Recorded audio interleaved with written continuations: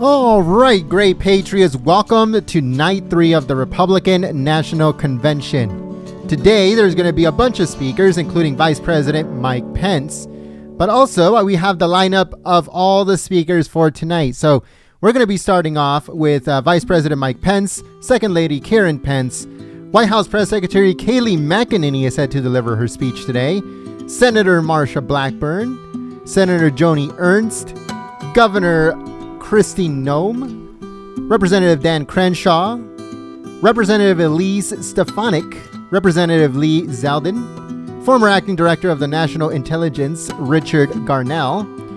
Kellyanne Conway is also going to be delivering a speech, unless they cancel hers, which who knows if they did or they not. Keith Kellogg, he is set to speak today from the military. And we also have here Lara Trump. Lara Trump is also going to be delivering a speech later on today. So we're going to be switching over to the pre-show in just a few moments. Make sure you guys please share the live stream on social media. And let me know if you guys got notified by YouTube. We're going to be sending out the notification through text message just in case you did not get notified. Or patriots that did not get notified, get notified.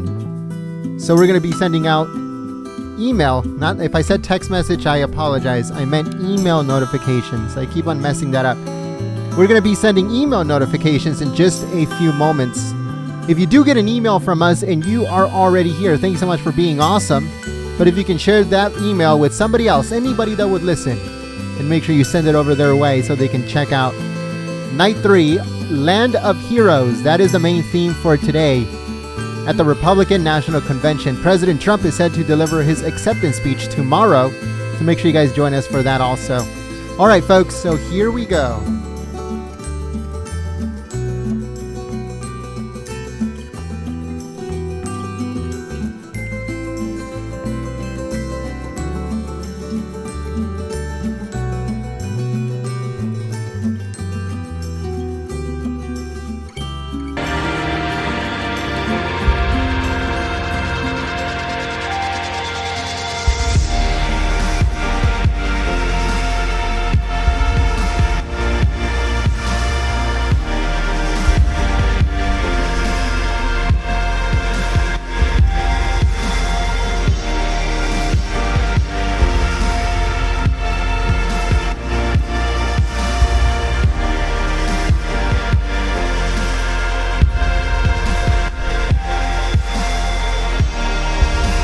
Right, folks, so right before we begin, let me know, did you get notified by YouTube? Let me know in the chat. Did you get notified by YouTube? Here we go. Let me know in the chat.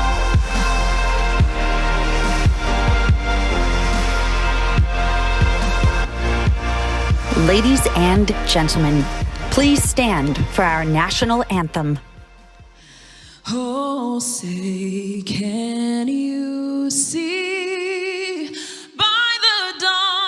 Early light, what so proudly we hailed at the twilight's last gleaming, whose broad stripes and bright stars through the perilous fight o'er the ramparts we watched were so gallantly streaming, and the rockets' red glare, the bombs bursting in air, gave proof through the night that our flag was still there.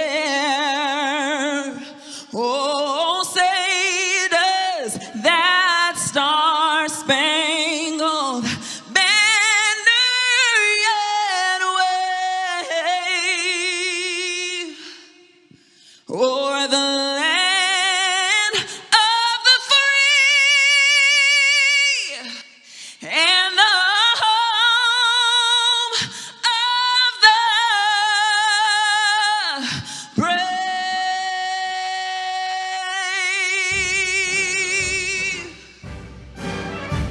I pledge allegiance to the flag of the United States of America and to the republic for which it stands, one nation, under God, indivisible, with liberty and justice for all. The top Iranian general has been killed in an airstrike while leaving the Baghdad airport. This attack comes after Iranian-backed groups breached the U.S. embassy in Baghdad just 2 days ago.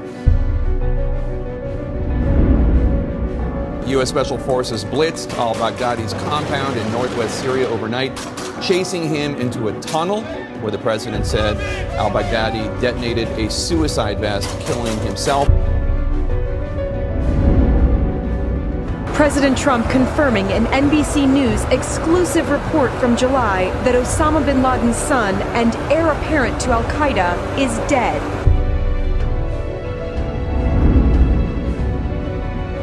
The world is now a much safer place.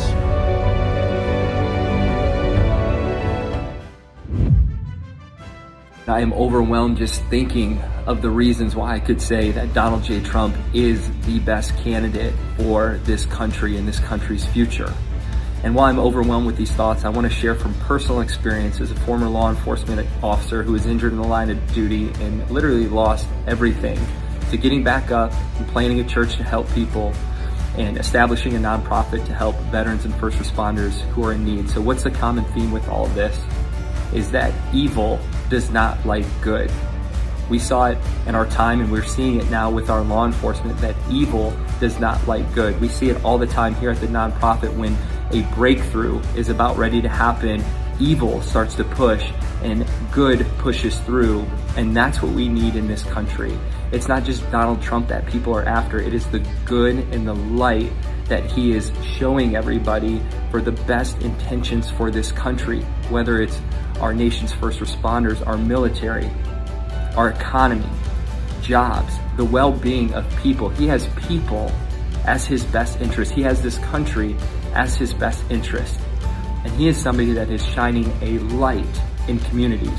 I see it all the time in church, is that evil does exist, but good will override evil. And we need a leader such as him to show this light, to show this goodness, to help press through these dark times that our nation faces. And I assure you, he is the man for the job, and it's an honor to be able to vote for him and cheer him on. Thank you. As a soldier, I've seen firsthand the support that President Trump shows the men and women of the armed forces. He stands up for us and provides us with the resources we need to do our job to protect our great country. He continues to improve the VA to take care of our veterans who have honorably served their country. I'm voting Trump-Pence this November in Michigan because he knows what it takes to keep America safe. As a disabled veteran and a veteran of foreign war, I can honestly say that as a whole, one of the things that veterans hold dearly is protecting the Constitution of the United States and the people of this great country. We took an oath and we swore that we would defend this country and the people of this country from enemies both foreign and domestic. What President Trump has done since he's gotten in office is he's helped to strengthen the protection of our Constitution and our country. As a veteran, that means the world to me. Also, we've sacrificed everything that we could as veterans. In doing so, some of us have disabilities. President Trump has also allowed us to get the health care that we need for the job that we did in service to this country. For that, I thank you. As a veteran, this is why I am voting for Trump. One of the major reasons is because he made a new bill where veterans can go to any hospital, go see any doctor, like in town. We don't have to wait on the VA hospital, where I would have to drive to Saginaw or Ann Arbor. I can actually go to somewhere local. That was a good thing that he did, and I'm really happy. Trump 2020. I'm a Vietnam era veteran, which is why I'm so happy with the support that the President has given our vets. They now have availability of more services, better services, and easier to attain services. He's the first president I know who's not to take a salary, all while the rest of the country's got jobs that are up, wages are up, and a tax cut for all. Promises made, promises kept. He moved the Israeli consulate to Jerusalem. We're out of the Iran nuclear partnership. We're out of Syria. ISIS is gone.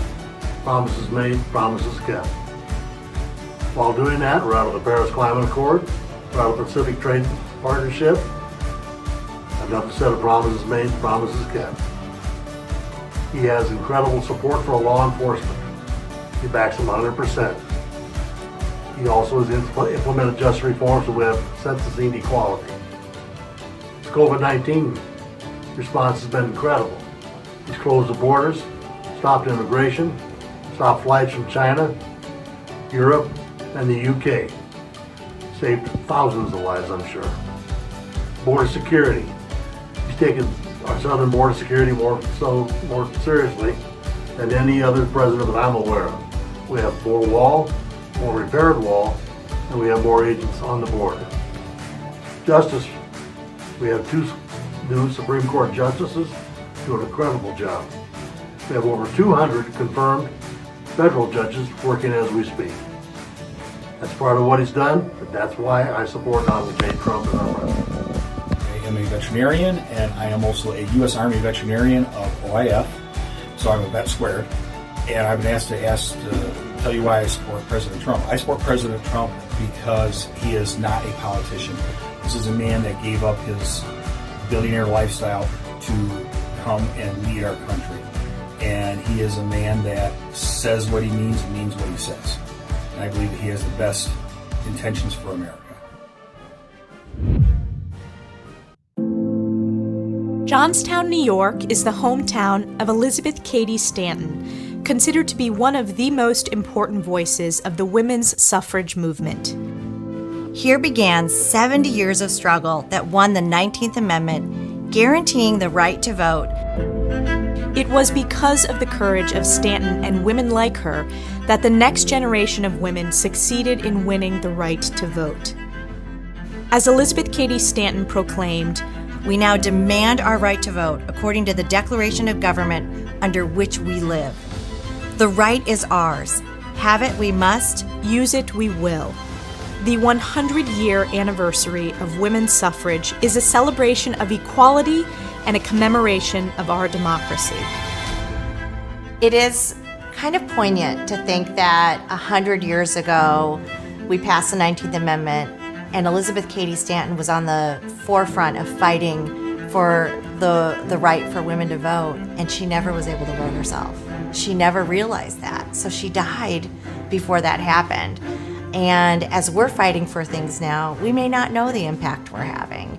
We may not know the difference we're making 100 years from now, but hopefully it's leading to a place where America is better and that women are continuing to succeed and progress beyond our wildest dreams.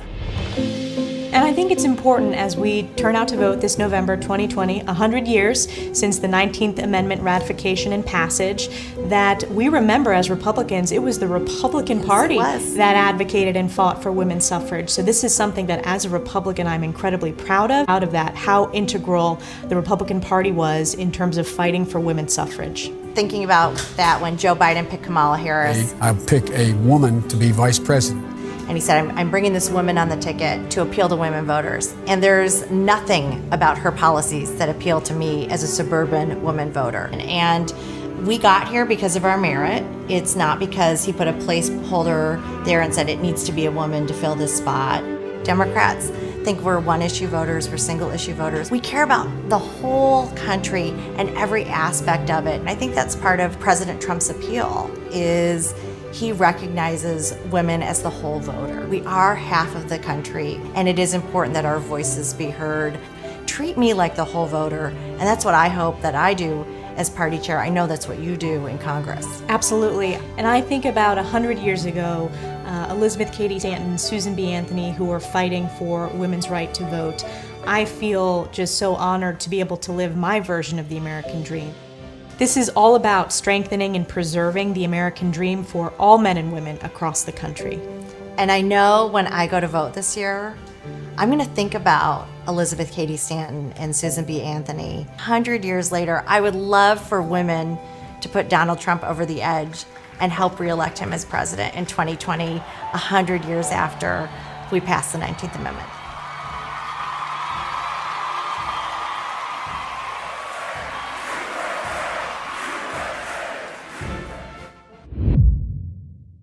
Hello, my name is Yali Nunez, and I'm the Director of Hispanic Media for the RNC. And today I'm so pleased and happy to be joining our chairwoman, Ronna McDaniel. Welcome. I'm so excited to be with you. Thanks for having me, Yali. Thank you so much for taking the time. You travel so much. Yes. So much. And I've had the opportunity to travel with you to places like Miami, and I always see how you genuinely enjoy to listen to the experiences of immigrants that come into this country and their path that they've taken for accomplishing their American dream. What is the question that you listen to the most from Hispanics? Well, I love traveling with you. And yes, we've been to Versailles in Miami and had some really great Cuban food. I love these trips. And I think some of the stories we've heard from people who've come from Cuba and Venezuela really resonate with where our country is right now. And I remember we recently did a panel with Cuban and Venezuelan Americans. Yes. And one of the gentlemen said, my family fled Spain to go to Cuba, and then they fled Cuba to come to the United States. And my father told me, don't lose this country because there's nothing else like it. And to hear the stories of what they saw in their countries, getting rid of the police, getting rid of statues, shutting down free speech, similarities to what we're seeing with the Democrat Party right now. It is truly frightening. We cannot take our freedoms for granted, and we have people here in our country who recognize that more than anybody, who are giving us these warning signs about the greatness of the United States of America and what we can't take for granted. It's unbelievable that you say that, because I was born and raised in Cuba, as you know, and I've experienced what socialism can do to a society. It decimates society entirely, and we're seeing a lot of socialist policies coming from the Democratic Party right now, which is scary. It's very scary. Why would you say that the Republican Party is supporting so hard the policies that the Trump administration has put in place against socialist policies? Because we know what the American dream means for people. I mean, I can't even tell you how many stories I've heard of people have said, my family came here with $200 or $500 and look at what we've achieved. And that wouldn't happen under a socialist country. We know that our destinies would be determined. Most of us would be in poverty. The government would have the control. I always think it's funny how Democrats propose socialism, but they never talk about term limits. They never lived it. They never will leave the government. Yes. But it's so important. The president talks about things like deregulation, cutting taxes, so we have more autonomy over our lives. So we have that opportunity to experience the American dream. And you think about Hispanic Americans, they have 4.4 million businesses in this country. That contributes $700 billion to our economy. And part of the reason why Hispanic Americans do so well is they're able to get that small business loan to have that dream. PPP. And PPP. And the deregulation that the president's put in place really has spurred that economic growth. And that's why I think his numbers have really improved among Hispanic Americans who recognize under Trump, they've had record low unemployment. They've been able to find better jobs and live that American dream. And especially our friends from Cuba and Venezuela, they really understand what that means if we go to a Democrat Party right now, because the Democrat Party does mean socialism. And the Republican Party means completely the opposite. Exactly. Of those policies that Democrats are proposing. We have a grassroots infrastructure that is second to none. And you've seen it in all your travels across the country. Do you think that we're better positioned than before to win this election? I do. And grassroots means so much. Going into a neighborhood, learning about the community. You've been part of that for us, yes, as you've been part of the RNC since I've been here. It's just so critical. So we have 1,500 staff on the ground. We've trained almost 2 million volunteers. Neighbor going to neighbor, talking about the importance of the election. That is what makes the biggest difference in somebody's vote. When you say, I know this candidate, I know what they stand for. Let me tell you what it's done for my life to make my life better. And that's what the RNC invests in. I'm a grassroots chair. I started knocking doors. I believe in that. I know that it makes a big difference. And we are the best positioned and prepared to win in 2020 because of this infrastructure we've built. And it's super important. I mean, other than the grassroots movement, I mean, you are a record breaker when it comes to fundraising, and I'm sure everybody wants to know the secret, so you have to give us the secret for that. What is it? I don't know. You know, having President Trump helps a lot. Having the president helps a lot. He really is such a great president. He's been so supportive of the party and the RNC. People don't realize that the RNC doesn't usually get this type of support from a president, and the things that he's done with emails and the infrastructure he's going to leave for the party after he leaves office in 2024 is just so great. But from a fundraising standpoint, you don't get what you don't ask for. And I believe in what we do. And it makes it so much easier to ask somebody to write a very big check or a small check when you know that they're contributing to something that's going to keep our country great. And that makes a big difference. Wow. Okay. That's a good one. I will remember that one. Another question is, there's not a lot of women in politics, and we see that day in and day out. What would you say to those young girls that want to get involved, that want to get into politics and make a change and make a difference?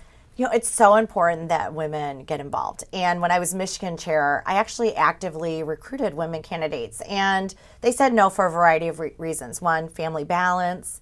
Two, they didn't think they were qualified because they came from a different background than maybe their male counterpart. And then three, was financing. A lot of them didn't have the ability to raise the funds. I think we need to do more to support women candidates. Absolutely. Our voice is important in Absolutely. Washington. As a mother of kids, they were young when I started here. I think we add so much to the conversation. We're over 50% of the population. We should have more representation. So take this step, get out there, lean in. The other thing I hear is people don't want to be part of the vitriol. It's so negative, and they don't want to be part of the negative attack. So find your path that you're comfortable with and bring your voice to the table and lead the way. And if you don't want to see the vitriol, then you change the conversation and be more positive. And women could do that very, very well, and I hope to see more of that. And we also can boast of record numbers of women signing up to run for Congress and elective office this year as part of the Republican Party. And I think that is a phenomenal story that's being undertold. And I've seen so much diversity since we came into the party. We hear sometimes, oh, the Republican Party is not so diverse, but it is. We have a lot of women when we sit at the table, for example, in our comms shop. Yeah. Most of us are women when we sit at the table. And I think that's such an exciting thing. And it comes from the leadership all the way down. Another question would be, I think President Trump has led such an amazing effort when it comes to policies this term, this last 4 years. What do you think it would be for the Republican Party, the priorities that we would have for the next term if President Trump or when President Trump is reelected? I like that. When he wins. I think one of the policies that he's really talked about is infrastructure. We have failing bridges, failing roads, airports. There's so many things, getting data to broadband to rural areas. There's so much that we need to do to build up our infrastructure. The other thing he talks about is continuing the economic growth. So cutting taxes, continuing to spur our economy. And he has to lead us out of COVID. And we've already seen the economic growth through the practices he put in place early on, the PPP, allowing businesses to get loans to stay open, to allow employees to be able to be compensated during this time where we were asking them to stay home. I mean, the things that the president has done during coronavirus really is remarkable. He's not given enough credit for the testing, the PPE, the therapeutics, the ventilator production. It has been truly phenomenal, and he is going to be the right one to lead our economy back in the next 4 years. And we're going to do it with you at the head of the Republican Party. We're so excited for 4 more years for President Trump. Thank you so much, thanks for having Chairwoman, me, for joining us, and thank you for listening. America's been knocked down. These are depression-level numbers. 20.5 million jobs lost in just 1 month. Do I pay my rent? Do I feed my children? But if there's one thing we know, it's how to come back. We will get through this, and we will be stronger. It's an all-of-America approach. Together, we'll win this through cooperation and understanding that everyone has a role to play. Let's support one another as Iowa communities have done during every challenging situation. We are coming together as a state, as communities, to help each other during this very difficult time. As history has proven time and time again, Americans always rise to the challenge and overcome adversity. We will heal the sick, care for those in need, help our fellow citizens, and emerge from this challenge stronger and more unified than ever before. We built the greatest economy the world has ever seen, and we're going to do it again. We are Americans, and we never back down, we never give in, and we never give up.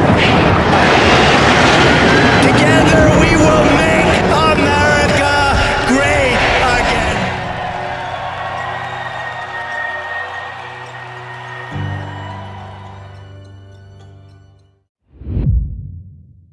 Hi everyone, I'm Senator Martha McSally. I am proud to be joining you today all the way from the great state of Arizona. I've been a fighter my whole life. When I joined the military, I was told I couldn't be a fighter pilot just because I was a woman. So that's exactly what I dreamed to become. I broke through the barriers and became the first U.S. woman to ever fly a fighter jet in combat, and the first woman to command a fighter squadron in combat. I deployed to the Middle East and Afghanistan 6 times, flying the mighty A-10 Warthog. It was the honor of my life to serve my country in uniform. While my uniform looks different now, and my new battlefield is Washington, D.C., my mission remains the same. I'm fighting every day for our freedoms, Constitution, and future.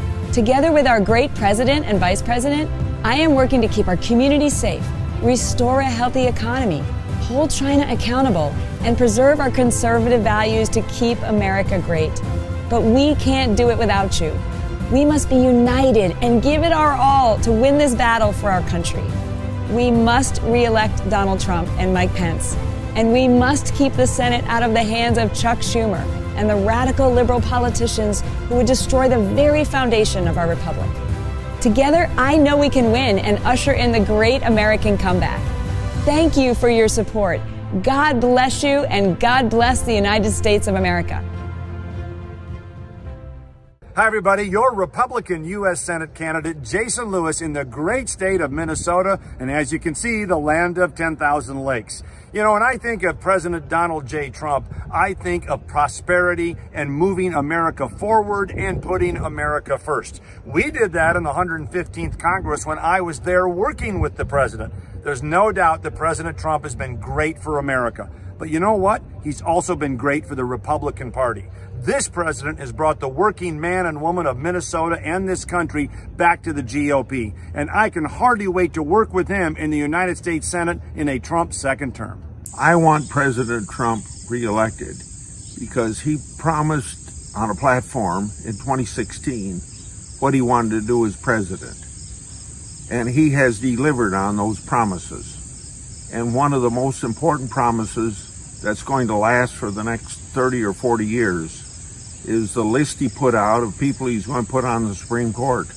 And we now have Kavanaugh and Gorsuch. A promise kept. We ought to re-elect him for that reason, if for no other. Hey everybody, it's Doug Collins. You know, I can't wait. This is the week that I've been waiting for a long time, in which we get to nominate Donald Trump for 4 more years.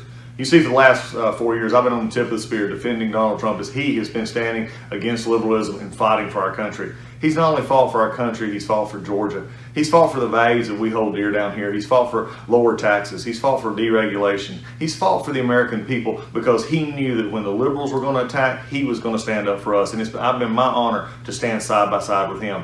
But what we've got to do now is we've got to turn the tide. We've got to re-elect him for 4 more years so that we can continue on the path of having a country that is respected around the world, where he has put China in his place and continuing to hold Russia and the rest of the world accountable with the strongest military that we've seen in decades. It's my privilege and honor to stand with President Trump. I hope you'll stand with him as we re-elect him for 4 more years. I am seeing that similar energy in the states that we're in across the country. So I feel very good about where we are heading into November. Today, people gathered to celebrate the opening of a Trump Victory Field office in Rochester. Harrisonburg and Rockingham GOP opened its doors for their fall campaign today. This morning, the Trump field office opened in Manchester with volunteers welcoming back in-person campaigning. I really have to give a shout out to our chairwoman, to the president, to the delegates, and all the state parties who have continually tried to figure out a way to make this happen. When the COVID pandemic hit kind of its height in Minnesota, everyone was sheltered in place. We were reaching people via phone, via digital, via email. And now that things are opening up again, we're out back hitting people's doors, putting together events, bringing people together. Team Trump has its eyes on November, out today laying the groundwork to register new Republican voters. In Phoenix, Arizona, and this group of Latinos for Trump are out knocking on doors. Realmente él ha sido muy buen presidente. He has been a great president, says Colombian immigrant Monica Yelling, who is committed to dedicating her time and energy to re-electing President Trump. We have 1,500 staff on the ground. We've trained close to 1.5 million volunteers. So you're seeing stories about us outpacing Democrats on voter registration. You're seeing Democrats raising warning flags that Joe Biden has no ground game. The investment we made early in these states is paying off because we're already seeing that pay dividends with voter registration, turning out our vote, and organizing towards November for this all too critical election. Currently have the largest ground game we've ever seen in New Mexico on the Republican side being executed as we speak. I've knocked on over 500 doors now and talked to dozens of people. The support is very strong on the ground. We know President Trump has unified the Republican Party like we've never seen. Supporters of President Trump cheering as this bus carrying several recognizable Trump surrogates pulls in. Iowa Republicans held their own event over the weekend in Waukee. They say President Trump is the person they need in the White House for 4 more years. You could hear cheers and screams and people honking horns, just excited to have 45 in town. It's a once-in-a-lifetime opportunity, and we're just very thankful that he's here in the Permian Basin. From now until November, the president, the RNC, and the campaign will continue to contrast the clear record of achievement that he has and the lack of achievement that Joe Biden has. You know, the president always says the best is yet to come, and we're going to lay that out as to what 4 more years will be of President Trump, and the best is yet to come for every American in their lives. And that is what the president's focused on, that everyday average American, and how can he make their lives better. We pledge in the honor of our great African American community to build a future where every American child can live in safety, dignity, liberty, and peace.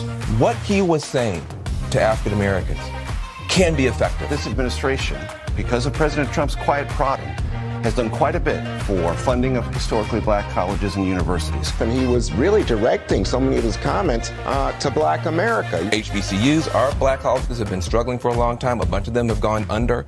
He threw a lifeline to them in real life. The First Step Act, which was a massive first step toward criminal justice reform. The general and the young man who's going to be in the Space Force, the general, of course, now a brigadier general. And the unemployment rate among blacks, that dropped to 5.5%. The lowest since the Labor Department and BLS began tracking that particular statistic. I think he was trying to speak quite directly to some of the people in minority America. That is a legacy on the agenda side that almost any president after 3 years would want to claim.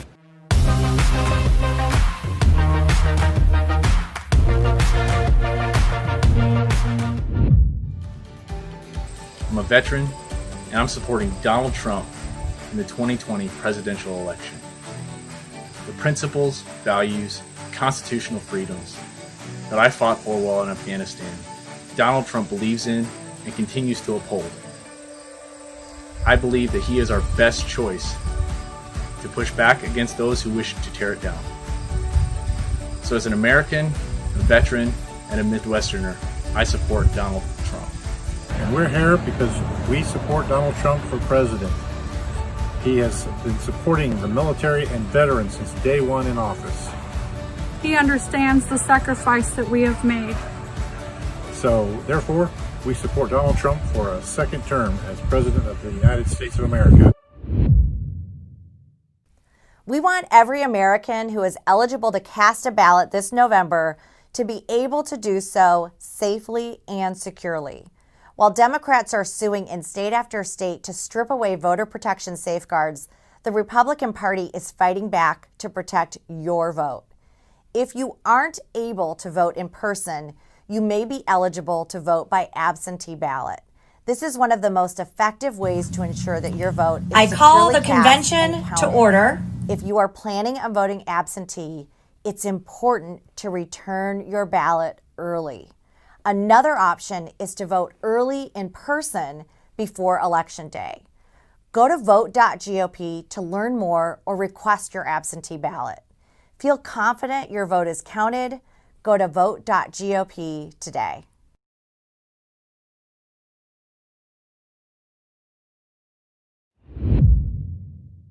I also think that we actually do have an ideological frame. We are trained Marxists. This could be a police cruiser, Tom, that you mentioned that is burning right now.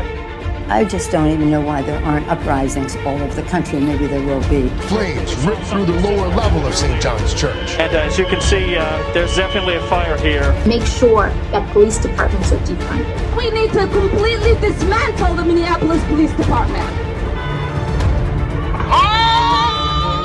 The driver hit 2 officers. We have an incredible opportunity to fundamentally transform the country. The first statue that we came across was Ulysses Grant. It was toppled. It was lying in the pathway. Look what you did to my store. No! These people are tearing up our livelihood. We are trained Marxists.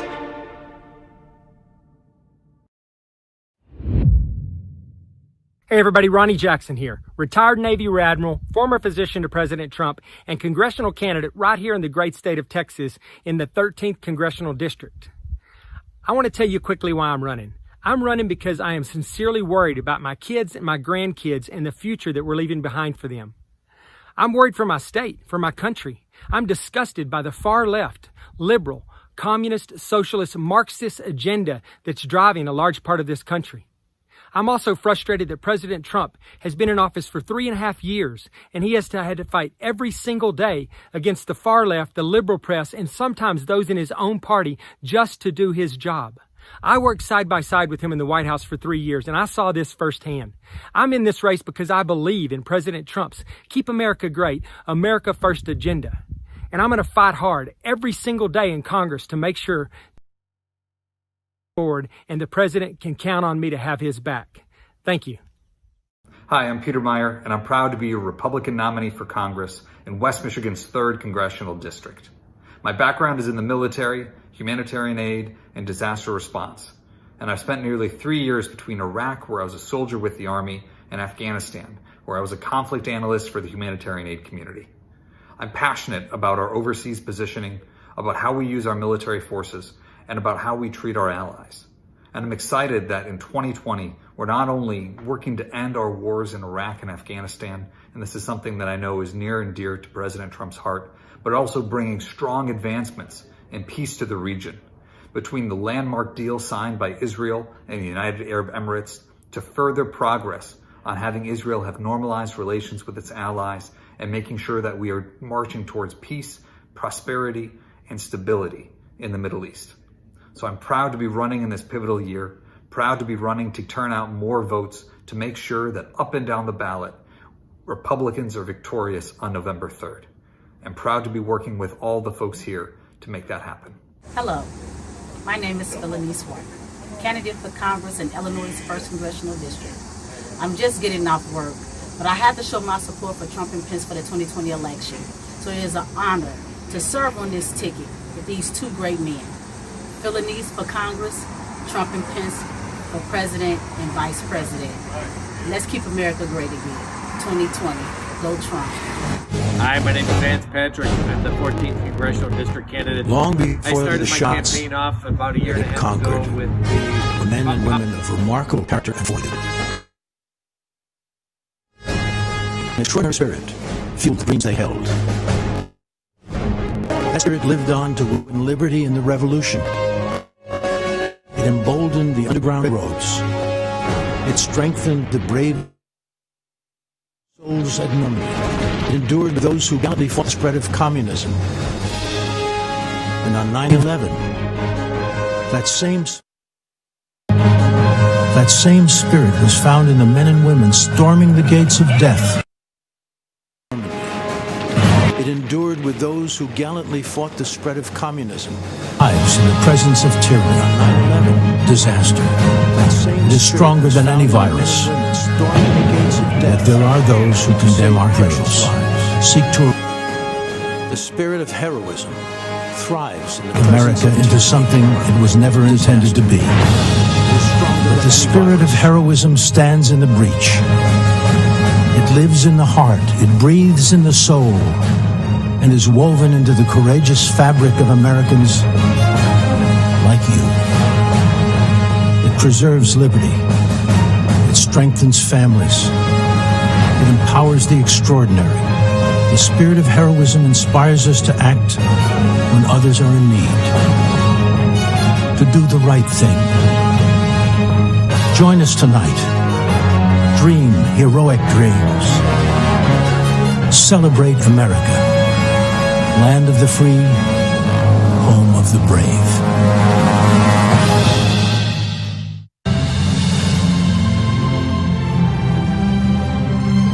From Washington, D.C., welcome to the 2020 Republican National Convention. Tonight, celebrating America as the land of heroes.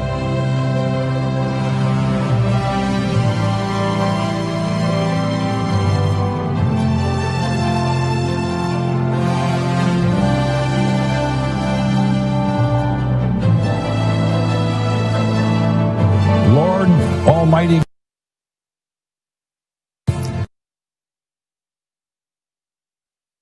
brothers and sisters in the path of storms along our Gulf Coast. You are our rock and our shelter in the midst of the storms of life. You are the God who commands the winds and the waves, and we pray that you will provide refuge to our people. O Lord, you have granted us certain natural rights, such as the right to speak freely, life, liberty, the pursuit of happiness. O Lord, you have granted us certain natural rights. Only in America have these God-given rights so flourished and been categorized as belonging to the people, embodying the very right to essence and the right to self-defense. Only in America have these God-given rights so flourished and been categorized as belonging to the people, embodying the very essence of our government.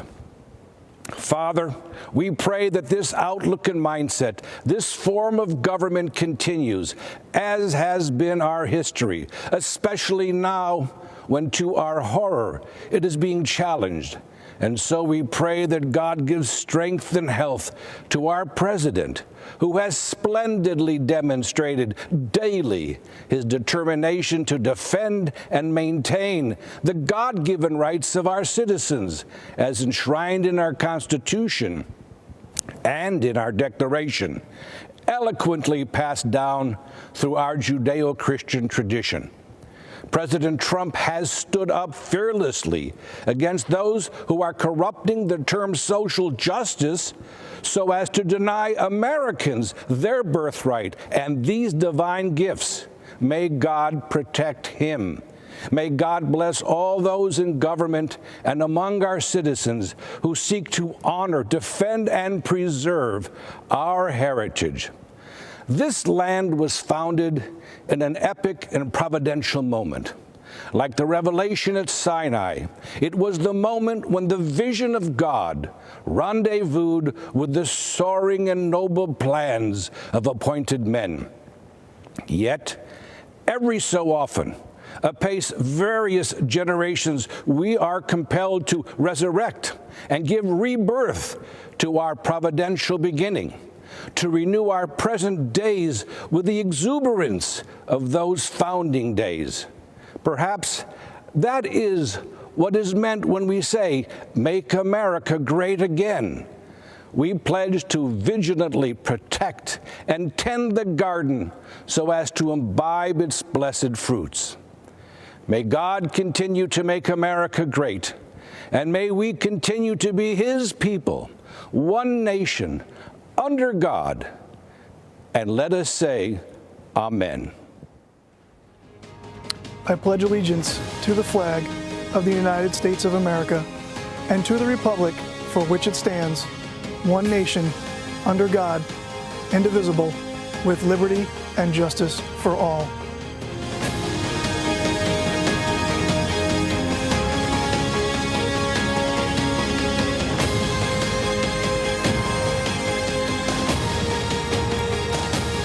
Good evening. I'm Governor Kristi Noem of South Dakota. I'm here tonight because I believe America is an exceptional nation, founded on three principles: equality, freedom, and opportunity. But today, our founding principles are under attack. This year, the choice for Americans is between a man who values these ideals and all that can be built because of them, and a man who isn't guided by these ideals, and coincidentally, has built nothing. Remember, America's battle for independence and fight for self-governance was something that had never been done before. Men of great intellect and wisdom, like James Madison, the father of our Constitution, hoped our constitutional republic would last for ages, mitigate the problems that would naturally arise from political factions, and prevent tyranny. Madison also authored much of the Bill of Rights because he understood the natural tendency of government to increasingly encroach on the people's consent, and thus our freedom. He urged his colleagues to adopt these amendments to enshrine in our Constitution the ideals laid out in the Declaration of Independence, that all power comes from the people, that the government is created and ought to be exercised for the benefit of the people. Our Constitution guarantees the right to speak, to assemble, and to worship, the right to arm ourselves as a counterbalance to a standing army, and the right to a fair and equitable criminal justice system. We must fight to protect these foundational rights from government interference and indifference. America is unique in the world. Government's power at all levels is limited to the confines of our Constitution, which protects our God-given liberties and civil rights. We are not and will not be the subjects of an elite class of so-called experts. We, the people, are the government. Now, at times, our country has struggled to live up to our founding principles. Another great American, Abraham Lincoln, knew that struggle better than anybody. When he was just 28 years old, Honest Abe saw wild and furious passions worse than savage mobs, he said, taking the place of reasoned judgment. He was alarmed by the increasing disregard for the rule of law throughout the country. He was concerned for the people that had seen their property destroyed, their families attacked, and their lives threatened or even taken away. These good people were becoming tired of and disgusted with a government that offered them no protection. Sound familiar? It took 244 years to build this great nation, flaws and all. But we stand to lose it in a tiny fraction of that time if we continue down the path taken by the Democrats and their radical supporters. From Seattle and Portland to Washington and New York, Democrat-run cities across this country are being overrun by violent mobs. The violence is rampant. There's looting, chaos, destruction, and murder. People that can afford to flee have fled, but the people that can't, good, hardworking Americans, are left to fend for themselves. The Republican Party's commitment to individual rights and self-government is as necessary today as it was in 1860 when we won our first presidential election. Our party respects individuals based on who they are. We don't divide people based on their beliefs or their roots. We don't shun people who think for themselves. We respect everyone equally under the Constitution, and we treat them as Martin Luther King Jr. wished, according to the content of their character, not the color of their skin. In just 4 years, President Trump has lifted people of all races and backgrounds out of poverty. He shrunk government. He put money back into the pockets of hardworking, ordinary Americans. He has advanced religious liberty. He protected the Second Amendment. You can look back 50 years. You won't find anyone that has surpassed President Trump's success on these 4 issues alone. History chooses its heroes for the time in which they live. At our founding, Madison was one of the chosen. When the nation's very existence was challenged, it was Lincoln's turn. Thanks to these men, America is a land of hope. Their examples have been repeated in countless ways by simple Americans following their conscience. But there is another American hero to be recognized, and that is the common American. This is who President Trump is fighting for. He's fighting for you.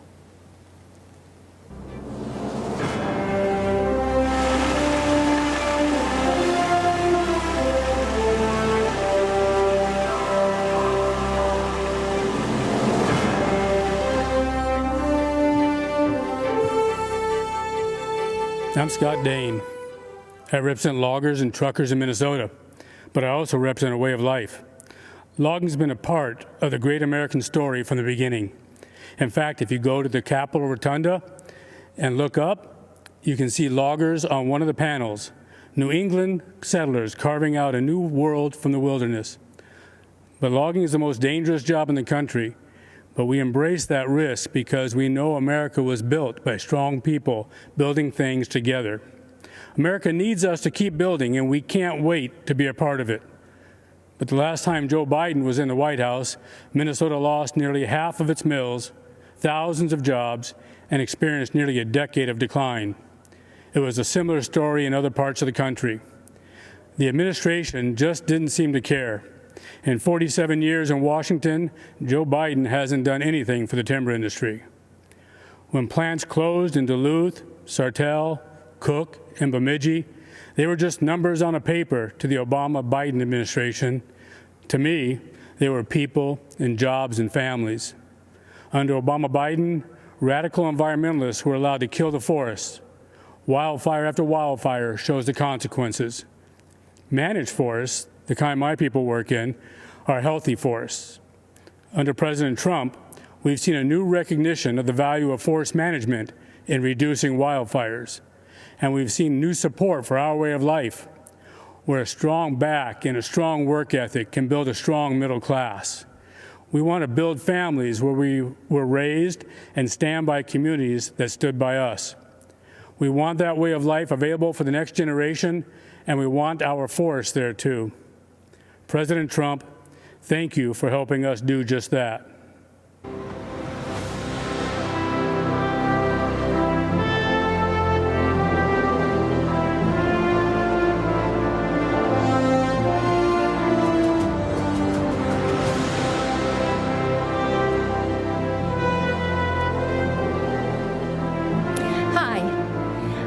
U.S. Senator Marsha Blackburn from Tennessee. America is a nation of heroes. In times of difficulty, we're reminded that they're all around us. They're in the line with us at the grocery store, in the pew with us at church. They're the regular Americans who step up to volunteer and serve when we need them most. They've stood at the forefront throughout this pandemic. The emergency room nurses who go back shift after shift. The medical researchers developing a vaccine and therapies to combat what the Chinese Communist regime unleashed on the world. Cookeville's Double Springs Church of Christ members lifting our country up in prayer and providing for those impacted by tragedy. But tonight, I want to talk to you about another kind of hero, the kind Democrats don't recognize because they don't fit into their narrative. I'm talking about the heroes of our law enforcement and armed services. Leftists try to turn them into villains. They want to cancel them. But I'm here to tell you, these heroes can't be canceled. Tennessee is full of them. After all, we're the volunteer state. My dad served in the Army in World War II. When he came home, he put on another uniform and for 30 years volunteered to help our underfunded Sheriff's Department. I'm reminded of him whenever I see compassion and selflessness in others. When I see law enforcement officers put their lives on the line every single day to keep our communities safe, in spite of the hatred thrown at them. When I see the heroes who volunteer to serve our country, putting their lives on the line for our freedom. Many of these heroes call Tennessee home, and we could not be more proud of the brave men and women of the 101st Airborne Division at Fort Campbell. The common thread between them is a deep-seated desire to serve a cause larger than themselves. They don't believe their country owes them anything. They believe they owe their country and their fellow man. As hard as Democrats try, they can't cancel our heroes. They can't contest their bravery, and they can't dismiss the powerful sense of service that lives deep in their souls. So, they try to defund them, our military, our police, even ICE, to take away their tools to keep us safe. Joe Biden, Kamala Harris, and their radical allies try to destroy these heroes because if there are no heroes to inspire us, government can control us. They close our churches, but keep the liquor stores and abortion clinics open. They say we can't gather in community groups, but encourage protest, riots, and looting in the streets. If the Democrats had their way, they would keep you locked in your house until you become dependent on the government for everything. That sounds a lot like communist China to me. Maybe that's why Joe Biden is so soft on them. Why Nancy Pelosi says that China would prefer Joe Biden. Yep, I bet they would. But President Trump has stood up for our heroes every day. He stood by our law enforcement, our military, and the freedoms we hold dear. He's made good on his promise to put America first. And I hope you will stand with me as we send him back for 4 more years with a clear message to the Democrats. You will never cancel our heroes.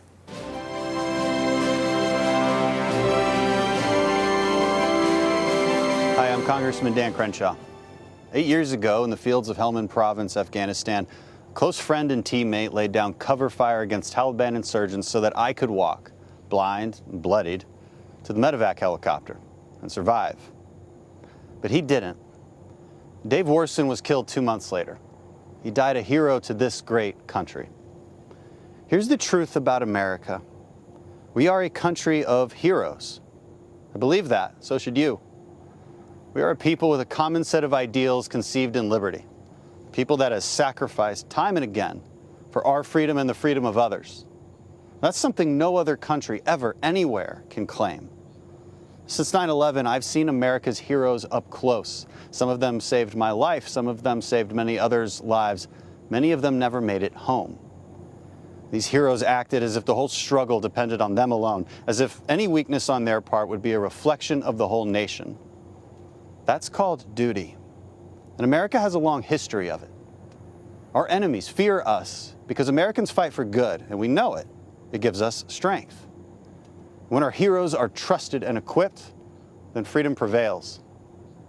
The defeat of ISIS was the result of America believing in our heroes, our president having their backs and rebuilding our military so we'd have what we needed to finish the mission. The cowering of the Iranian regime and the restoration of the deterrence once lost is the result of America believing in her own might again. But America's heroism isn't relegated to the battlefield. Every single day we see them if you just know where to look. It's the nurse who volunteers for back-to-back shifts caring for COVID patients because she feels that's her duty. It's the parent who will relearn algebra because there's no way they're letting their kid fall behind while schools are closed. And it's the cop that gets spit on one day and will save a child's life the next. America is the country where the young military wife with 2 young children answers the unexpected knock at the door, looks the man in uniform in the eye, and even as her whole world comes crashing down, she stands up straight, she holds back tears, and takes care of her family, because she must. This is what heroism looks like. It's who we are, nation of heroes. We need you now more than ever. We need to remind ourselves what heroism really is. Heroism is self-sacrifice. It's not moralizing and lecturing over others when they disagree. Heroism is grace, not perpetual outrage. Heroism is rebuilding our communities, not destroying them. Heroism is renewing faith in the symbols that unite us, not tearing them down. You see, America is a fabric. It's woven from the threads of history's best stories, best attributes, and greatest ideas. The American spirit reflects the oldest and most important virtues: self-sacrifice, courage, tolerance, love of country, grace, and passion for human achievement.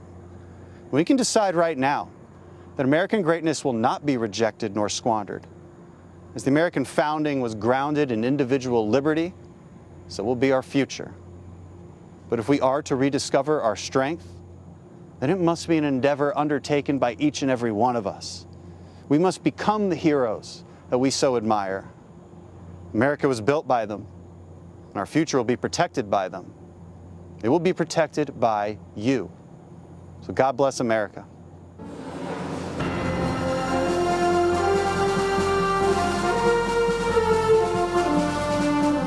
Good evening. I'm retired Lieutenant General Keith Kellogg. In 1967, at the age of 22, I volunteered to serve my country in Vietnam. From the jungles of Vietnam to the deserts of Iraq, I have gone where my nation asked. I have borne witness to soldiers' last moments on earth, their lives spent in hope and promise of a better future for all Americans. I was in the Pentagon on September 11th, 2001. I lost friends there that day. In the years that followed, I watched my daughter, son, and son-in-law deploy to Afghanistan. I have looked into the eyes of my grandchildren as they said goodbye to their fathers and hugged them one last time. A decision by the president. I lived service. I understand sacrifice. I know leadership. Over the past 3.5 years, I have witnessed every major foreign policy and national security decision by the president. I have been in the room where it happened.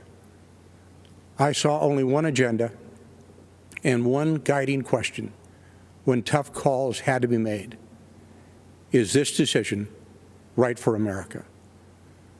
When President Donald Trump took office, decades of failed foreign policy had crippled us. He faced wars without end in sight, creation of failed states like Libya and Syria, a past that allowed a terrorist caliphate to grow, and leadership in Washington that allowed our military to atrophy while we spent trillions of dollars abroad instead of investing at home. President Trump has reversed the decline of our military and restructured our national security strategy. With historic investment and vision, our military is now better equipped, better resourced, and better manned than any military in the world. President Trump demolished the terrorist ISIS caliphate in the Middle East and eliminated its leader, al-Baghdadi, one of the world's most brutal terrorists. President Trump took decisive action against Iranian terrorist mastermind, Qasem Soleimani, a man responsible for deaths of hundreds of American servicemen in Iraq.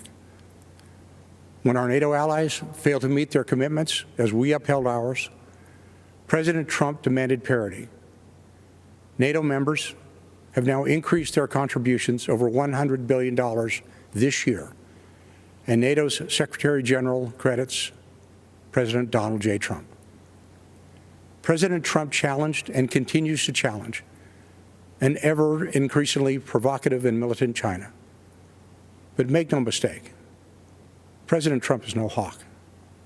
He wisely wields the sword when required, but believes in seeking peace instead of perpetual conflict. Just over a week ago, our president brokered a peace agreement between the United Arab Emirates and Israel, the first in the Middle East in over 25 years. And this week, Afghan negotiators, with help from American officials, will start peace negotiations between the Taliban and the Afghan government to end America's longest war. Ask yourself, has this president kept his promises to keep us out of needless conflicts and to pursue ending wars without end? Has he defended your interests in renegotiating trade deals that previously hurt Americans and our national security? Has he fulfilled his commander-in-chief role by decisively going after our nation's enemies? You and I know the answer is yes. The choice is clear. This is the most important election of our lifetime. The next 4 years will decide the course of our country for decades to come. I am asking you to stand up and be counted so we never have to look back and recall what it was once like in America when men and women were free, our families were secure, and we had a president who served the people. God bless America. Thank you, and good night.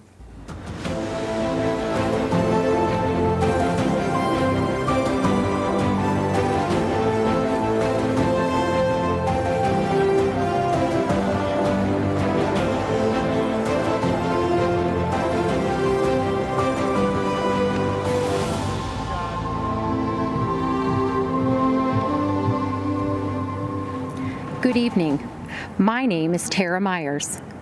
Tonight, I am here as a wife and mother to share how education freedom has personally impacted my family, especially the life of my son Samuel. Before Samuel was even born, I was told his life wouldn't be worth living. When early tests revealed he had Down syndrome, our doctor encouraged me to terminate the pregnancy. He said, "If you do not, you will be burdening your life, your family, and your community." I knew my baby was a human being created by God, and that made him worthy of life. I am thankful that President Trump values the life of the unborn. When we went to register Samuel for kindergarten, we were told to just put him where he would be comfortable. Don't stress him out by trying to teach him. When we pushed for him to attend his neighborhood school with his sisters, we were told, just go home and let us do what we do. When I inquired about functional learning, I was told, this is all you get, like it or not. Well, I did not like it. One size did not fit all. So I helped fight to pass legislation in Ohio for a special needs scholarship so that all students could choose the right program for their needs. I worked to start a new functional learning program at our local private school. Finally, Samuel had an appropriate place to learn. Last December, Samuel was invited to the White House to meet our president and share his thoughts on education freedom. He said, "School choice helped my dreams come true. My school taught me the way I learned best. I was able to fit in. I made many friends. I became a part of my community. My teachers helped me become the best I can be." President Trump shook my hand and said, "Wonderful job, Mom. Your son is amazing." Unlike the doctor who told me to end Samuel's life before it even began, President Trump did not dismiss my son. He showed Samuel he valued him and was proud of what he accomplished.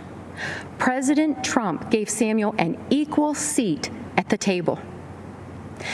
Tonight, I would like to extend my thanks to President Trump and his administration for their work towards making every student's dream of a meaningful education a reality, and for fighting to ensure every child in America has an equal seat at the table of education freedom and an equal opportunity in life.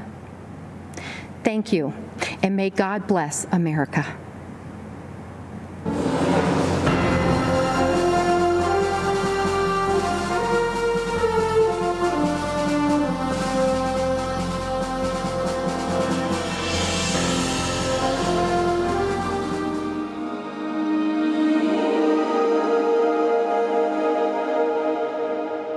It all started at a tea party. 13 years before the American Civil War, civil unrest and division separated countrymen into two opposing camps. One determined to keep African American people enslaved, the other determined to see all people free.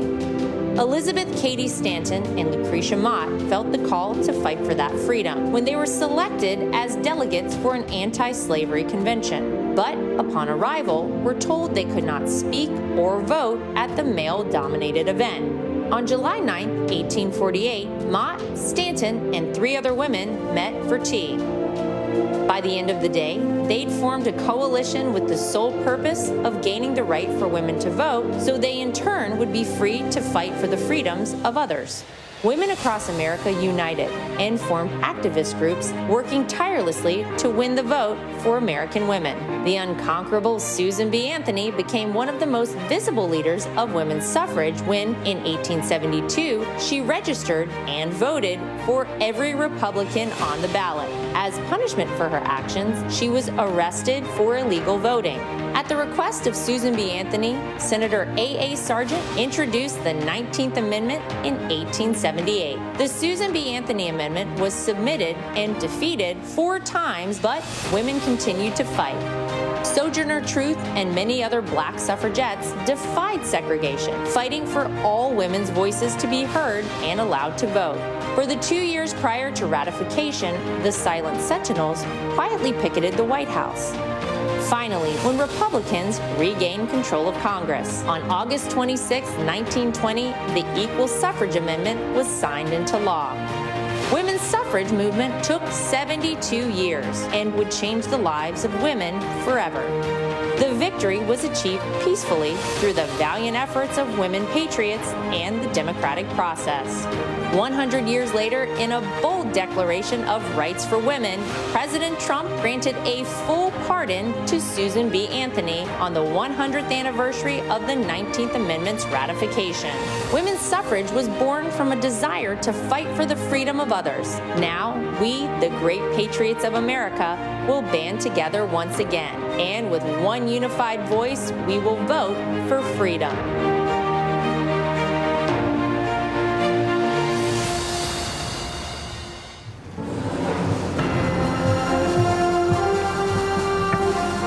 I'm Kayleigh McEnany.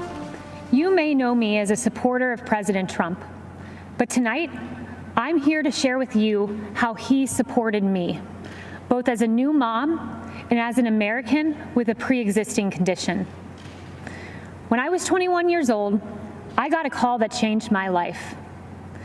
It was my doctor informing me that I had tested positive for the BRCA2 genetic mutation, a mutation that put my chances of breast cancer at 84%. It was the same mutation that my mom had, compelling her to get a preventative double mastectomy, removing her breast tissue, but protecting her from a disease that has taken far too many of our mothers, our sisters, our friends. In my family, 8 women alone were diagnosed with breast cancer, several in their young 20s. I now faced the same prospect. For nearly a decade, I was routinely at Moffitt Cancer Center, getting MRIs, ultrasounds, and necessary surveillance. During these visits, I crossed paths with brave women battling cancer and fighting through chemotherapy. They were a testament to American strength. They are American heroes. On May 1st, 2018, I followed in my mother's footsteps, choosing to get a preventative mastectomy. I was scared. The night before, I fought back tears as I prepared to lose a piece of myself forever. But the next day, with my mom, dad, husband, and Jesus Christ by my side, I underwent a mastectomy, almost eliminating my chance of breast cancer, a decision I now celebrate. Breast reconstruction has advanced remarkably. While it is an individual's decision, my doctor and I chose a course of surgery that left me virtually unchanged. But more important than physical results, I developed a strength and a confidence that I carry with me. During one of my most difficult times, I expected to have the support of my family, but I had more support than I knew. As I came out of anesthesia, one of the first calls I received was from Ivanka Trump. As I recovered, my phone rang again. It was President Trump calling to check on me. I was blown away. Here was the leader of the free world caring about my circumstance. At the time, I had only met President Trump on a few occasions. But now I know him well, and I can tell you that this president stands by Americans with pre-existing conditions. In fact, President Trump called me this morning. I spoke with him several times today, and he told me how proud he was of me for sharing this story. The same way President Trump has supported me, he supports you. I see it every day. I've heard him say the hardest part of his job is writing to loved ones of fallen soldiers. I've seen him offer heartfelt outreach to grieving parents who lost their children to crime in the streets. And I've watched him fight for Americans who lost their jobs. President Trump fights for the American people because he cares about stories like these. I have a 9-month-old daughter. She's a beautiful, sweet little girl. And I choose to work for this president for her. When I look into my baby's eyes, I see a new life, a miracle for which I have a solemn responsibility to protect. That means protecting America's future, a future President Trump will fight for, where our neighborhoods are protected, where life is sacred, where God is cherished, not taken out of our schools, removed from our pledge, and erased from our history. I want my daughter to grow up in President Donald J. Trump's America. Choosing to have a preventative mastectomy was the hardest decision I ever had to make. But supporting President Trump, who will protect my daughter and our children's future, was the easiest.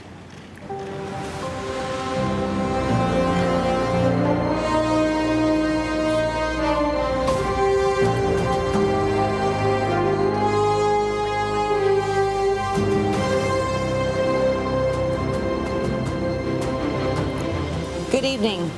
I'm Karen Pence. My husband is Vice President Mike Pence.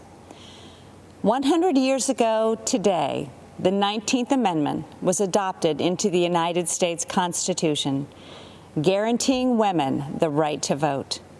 Because of heroes like Susan B. Anthony and Lucy Stone, women today, like our daughters, Audrey and Charlotte, and future generations, will have their voices heard and their votes count. The women's suffrage movement was the gateway that led to women having the opportunities to achieve monumental milestones and accomplish significant achievements in both civic and governmental roles. This evening, we look at heroes in our land. As Second Lady of the United States for the past 3.5 years, I have had the honor of meeting many heroes across this great country. The Pences are a military family. Our son Michael serves in the United States Marines, and our son-in-law Henry serves in the U.S. Navy. And one of my key initiatives is to elevate and encourage military spouses. These men and women, like our daughter Charlotte and our daughter-in-law Sarah, are the home front heroes. I have been privileged to hear so many stories of selfless support, volunteer spirit, and great contributions to the armed forces and our communities. You know, military spouses may experience frequent moves and job changes, periods of being a single parent while their loved one is deployed, all while exhibiting pride, strength, and determination, and being a part of something bigger than themselves. To all of the military spouses, thank you. President Trump and Vice President Pence have been supporting our United States Armed Forces, including our military families, on a significant scale. While traveling throughout our nation to educate military spouses about policy solutions that President Trump has promoted involving real, tangible progress in military spouse employment, I have been inspired to meet heroes like Lisa Bradley and Cameron Cruz. These military spouses decided to start their own business, Our Riveter, named after the Rosie the Riveter campaign used to recruit women workers during World War II. Our Riveter makes beautiful handbags designed and manufactured exclusively by military spouses. And many of those spouses live all over the country. They prepare and send their section of the bags to the company located in North Carolina, where the final product is assembled. Military spouse hero Jalon Hall Johnson in Billings, Montana, is a culinary artist who had dreamed of starting her own restaurant. Working with the Small Business Administration's Development Center, Jalon started her restaurant, the Sassy Biscuit. And she just opened a second restaurant in Dover, New Hampshire. And as the Second Lady, I've also been able to bring awareness to a form of therapy for our heroic veterans suffering from PTSD. Art therapy, facilitated by a professional art therapist, is especially effective with post-traumatic stress disorder. Master Gunnery Sergeant Chris Stowe, a Marine veteran I met in Tampa, who deployed for combat in Iraq and Afghanistan, said nothing had helped him deal with the trauma from his service in the Marines until he finally agreed to meet with the art therapist at Walter Reed Medical Center. Chris credits art therapy with saving his marriage and his life. And Chris went on to establish a glass-blowing workshop to help other vets. Many of our veteran heroes struggle as they transition back into civilian life, and sometimes the stress is too difficult to manage alone. A few weeks ago, I had the honor of speaking with some amazing Americans who answer the Veterans Crisis Line. One in particular, Sydney Morgan, especially impacted me. A veteran herself, Sydney said it is the highest honor of her life until they physically walk into a clinic to receive help they deserve, and she can pass their hand to someone ready to help. In these difficult times, we've all seen so many examples of everyday Americans reaching out a hand to those in need, those who, in humility, have considered others more important than themselves.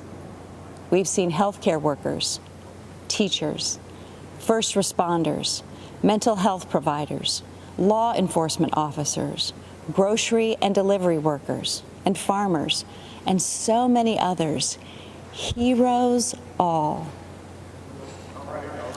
100 years ago, women secured the right to vote. So let's vote, America. Let's honor our heroes. Let's re-elect President Trump and Vice President Pence for 4 more years. God bless our heroes, and God bless the United States of America. We hold these truths to be self-evident, that all men are created equal, that they are endowed by their Creator with certain unalienable rights, that among these are life, liberty, and the pursuit of happiness. Good evening. I'm Kellyanne Conway. 100 years ago, courageous warriors helped women secure the right to vote. This has been a century worth celebrating, but also a reminder that our democracy is young and fragile. A woman in a leadership role can still seem novel. Not so for President Trump. For decades, he has elevated women to senior positions in business and in government. He confides in and consults us, respects our opinions, and insists that we are on equal footing with the men. President Trump helped me shatter a barrier in the world of politics by empowering me to manage his campaign to its successful conclusion. With the help of millions of Americans, our team defied the critics, the naysayers, the conventional wisdom, and we won. For many of us, women's empowerment is not a slogan. It comes not from strangers on social media or sanitized language in a corporate handbook. It comes from the everyday heroes who nurture us, who shape us, and who believe in us. I was raised in a household of all women. They were self-reliant and resilient. Their lives were not easy, but they never complained. Money was tight, but we had an abundance of what mattered most: family, faith, and freedom. I learned that in America, limited means does not make for limited dreams.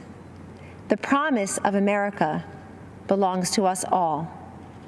This is a land of inventors and innovators, of entrepreneurs and educators, of pioneers and parents, each contributing to the success and the future of a great nation and her people. These everyday heroes have a champion in President Trump. The teacher who took extra time to help students adjust to months of virtual learning. The nurse who finished a 12-hour COVID shift and then took a brief break only to change her mask, gown, and gloves to do it all over again. The small business owner striving to reopen after the lockdown was lifted, and then again after her store was vandalized and looted. The single mom with 2 kids, 2 jobs, 2 commutes, who 10 years after that empty promise finally has health insurance. President Trump and Vice President Pence have lifted Americans, provided them with dignity, opportunity, and results. I have seen firsthand many times the president comforting and encouraging a child who has lost a parent who has lost a child, a worker who lost his job, an adolescent who lost her way to drugs. Don't lose hope, he has told them, assuring them that they are not alone and that they matter. There always will be people who have far more than us. Our responsibility is to focus on those who have far less than us. President Trump has done precisely that in taking unprecedented action to combat this nation's drug crisis. He told me, "This is so important, Kellyanne.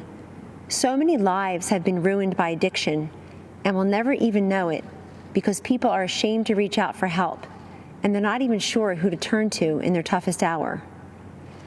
Rather than look the other way, President Trump stared directly at this drug crisis next door and through landmark bipartisan legislation has helped secure historic investments in surveillance, interdiction, education, prevention, treatment, and recovery. We have a long way to go, but the political inertia that costs lives and the silence and the stigma that prevents people in need from coming forward is melting away. This is the man I know and the president we need for 4 more years. He picks the toughest fights and tackles the most complex problems. He has stood by me, and he will stand up for you. In honor of the women who empowered me and for the future of the children we all cherish, thank you, and God bless you always.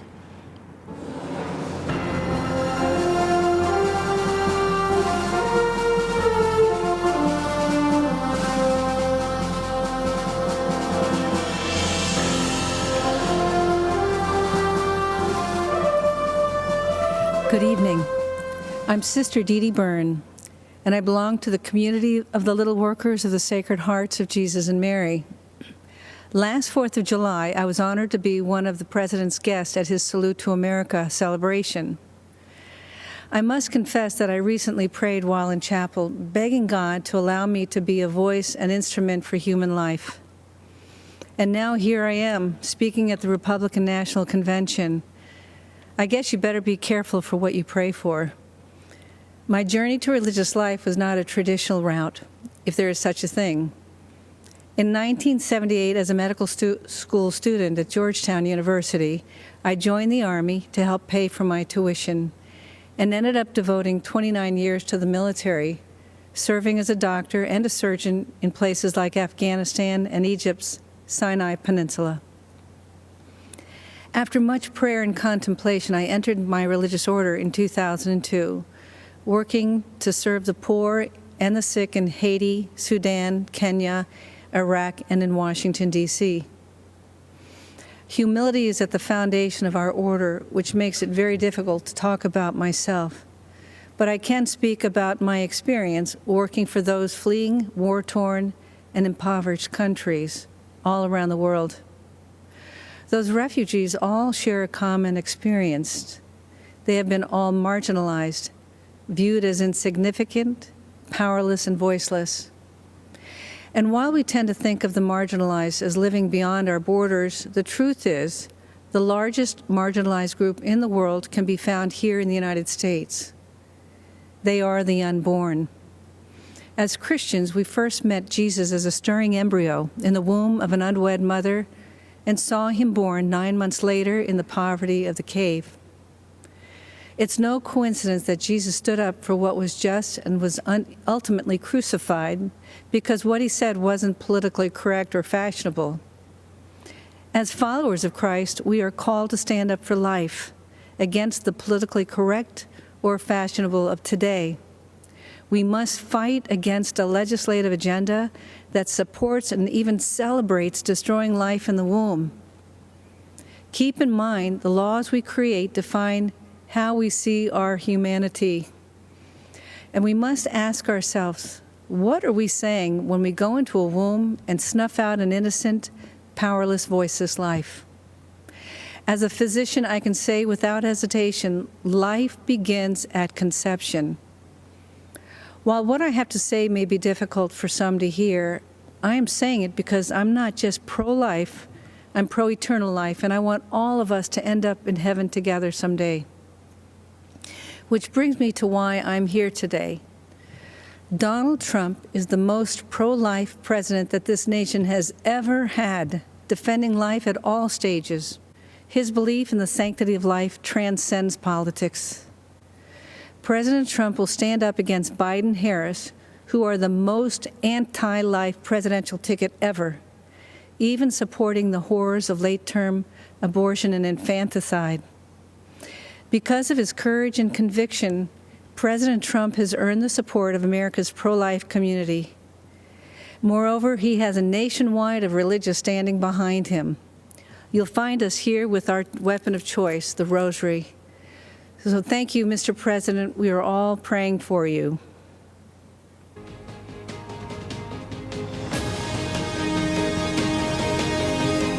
I'm Lou Holtz. Many of you might know me as Coach Holtz, or maybe that football guy. It is a pleasure, a blessing, and an honor for me to explain why I believe that President Trump is a consistent winner, an outstanding leader, and deserves to be reelected as our president. First, I want you to know that I grew up in a one-bedroom house in West Virginia. I may have been poor, but the lessons my parents taught me were priceless. They taught me that life is about making choices. Wherever you are, good or bad, don't blame anyone else. Go get an education, get to work. You can overcome any obstacles, and always remember that in this great country of ours, anyone can amount to something special. I lived by those principles of hard work and responsibility my whole life, living out the American story, and it works. But there are people today, like politicians, professors, protesters, and of course, President Trump's naysayers in the media who like to blame others for problems. They don't have pride in our country. And because they no longer ask, what can I do for my country? Only what the country should be doing for them. They don't have pride in themselves. That's wrong. When I was an officer in the Army, I served with so many great Americans who embraced their responsibility to our country. I'm so proud of their sacrifices and the opportunity it has provided for so many millions. America remains a land of opportunity, no matter what the other side says or believes. You know, there's a statue of me at Notre Dame. I guess they needed a place for the pigeons to land. But if you look closely, you will see these three words there: trust, commitment, and love. All my life, I've made my choices based on these three words. I use these three rules to make choices about everything. My beloved wife of 59 years, athletes I coached, and of course, politicians, even President Trump. I ask myself three things. One, can I trust them? When a leader tells you something, you gotta be able to count on it. That's President Trump. He says what he means what he says. and he's done what he said he would do at every single turn. One of the important reasons he has my trust is because nobody has been a stronger advocate for the unborn than President Trump. The Biden-Harris ticket is the most radically pro-abortion campaign in history. They and other politicians are Catholics in name only and abandon innocent lives. President Trump protects those lives. I trust President Trump. The second question I ask is, are they committed to doing their very best? President Trump always finds a way to get something done. If you want to do something bad enough, you will find a way. If not, you'll find an excuse. And excuses are a lot easier to find than solutions. President Trump finds solutions. President Trump is committed. And the third question I ask is, do they love people? Do they care about others? To me, this is very clear. President Trump has demonstrated through his prison reform, advocating for school choice and welfare reform, that he wants Americans from all walks of life to have the opportunity to succeed and live the American dream. President Trump loves our country and our great people. Trust, commitment, and love. In President Trump, we have a president we can trust, who works hard at making America greater and who genuinely cares about people. If I apply this test to Joe Biden, I can't say yes to any of these three questions. I used to ask our athletes at Notre Dame, if you did not show up, who would miss you and why? Can you imagine what would happen to us if President Trump had not shown up in 2016 to run for president? I'm so glad he showed up. Thank you for showing up, Mr. President. I encourage everyone who loves this country, who loves America, to show up in November for President Trump. Thank you.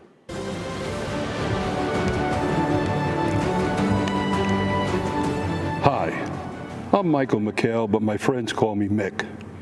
I'm a 30-year active duty member of law enforcement in the state of Florida. I am also the president of the National Association of Police Organizations, NAPO.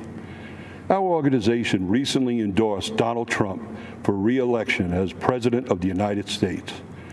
Our endorsement recognized his strong support for the men and women on the front lines, particularly during these challenging times.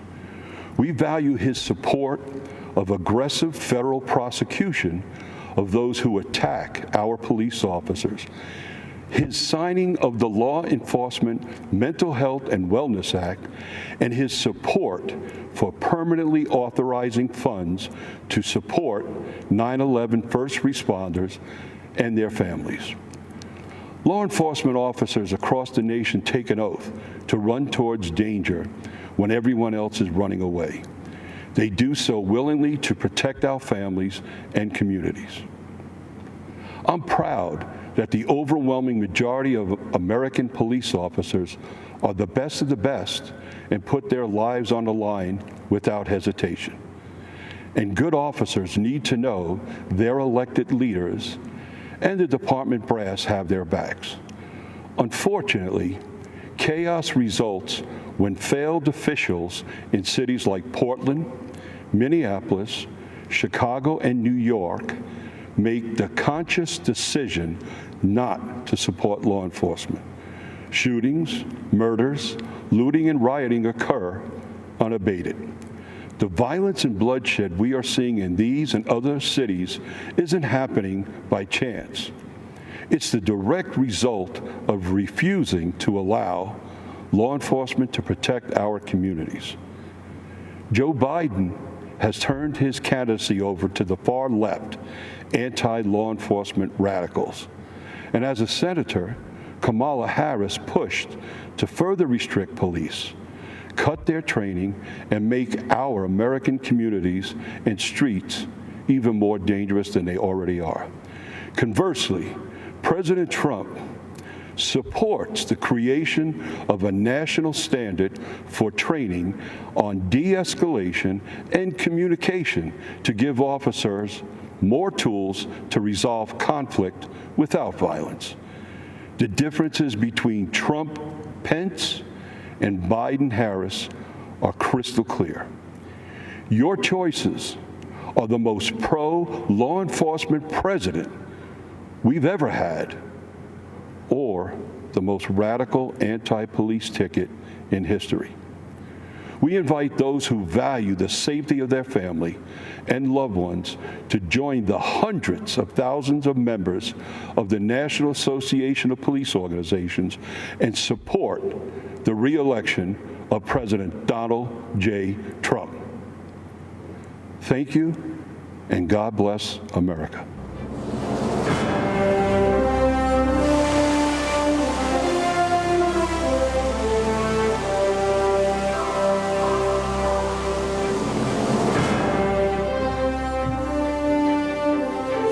Congresswoman Elise Stefanik, and I am honored to represent New York's 21st Congressional District, the cradle of the American Revolution. It's where almost 250 years ago, brave patriots fought in the battles of Saratoga to turn the tide of the Revolutionary War. It's where 40 years ago in Lake Placid, a team of amateur hockey players out-hustled, out-skated, and defeated the Soviet Union, stunning the world and giving us the unforgettable Miracle on Ice. And today, it's home to Fort Drum and the historic 10th Mountain Division, the most deployed unit in the U.S. Army since 9/11, where I saw firsthand President Trump graciously thank and honor our men and women in uniform and sign the largest pay raise for our troops in a decade. Since our nation's founding, generation after generation of everyday Americans served and sacrificed to preserve and strengthen the American dream, the vision of life, liberty, and the pursuit of happiness, and the idea that if you work hard and dream big, you can achieve anything you imagine. I believe in the American dream because I've lived it. Like millions of Americans, I grew up in a small business family where I learned the values of hard work and determination. I was the first person in my immediate family to graduate from college, ran for Congress to serve upstate New York, and am proudly the youngest Republican woman elected to Congress in history. I am honored to support President Trump for re-election because I know that he is the only candidate who will stand up for hardworking families and protect the American dream for future generations. Since his first day in office, President Trump has fought tirelessly to deliver results for all Americans, despite the Democrats' baseless and illegal impeachment sham and the media's endless obsession with it. I was proud to lead the effort standing up for the Constitution, President Trump, and most importantly, the American people. This attack was not just on the president. It was an attack on you, your voice, and your vote. But the American people were not swayed by these partisan attacks. Our support for President Trump is stronger than ever before. We know what's at stake in this historic election. Americans from all walks of life are unified in support of our president. It's why more Republican women than ever are running for office this year. We understand that this election is a choice between the far-left Democratic socialist agenda versus protecting and preserving the American dream. President Trump is working to safely reopen our Main Street economy. He understands that the engine of our country is fueled by the ingenuity and determination of American workers, entrepreneurs, and small businesses. Joe Biden wants to keep them locked up in the basement and crush them with $4 trillion in new taxes. We face a critical choice. Joe Biden's far-left failed policies of the past 47 years, or President Trump, who will stand up for the American people and the Constitution. I believe in the wisdom and spirit of the American people to elect the only candidate who is capable of protecting the American dream, President Donald J. Trump. Thank you to the North Country for the opportunity to serve as your voice, supporting his re-election. God bless the United States of America, the greatest country on earth.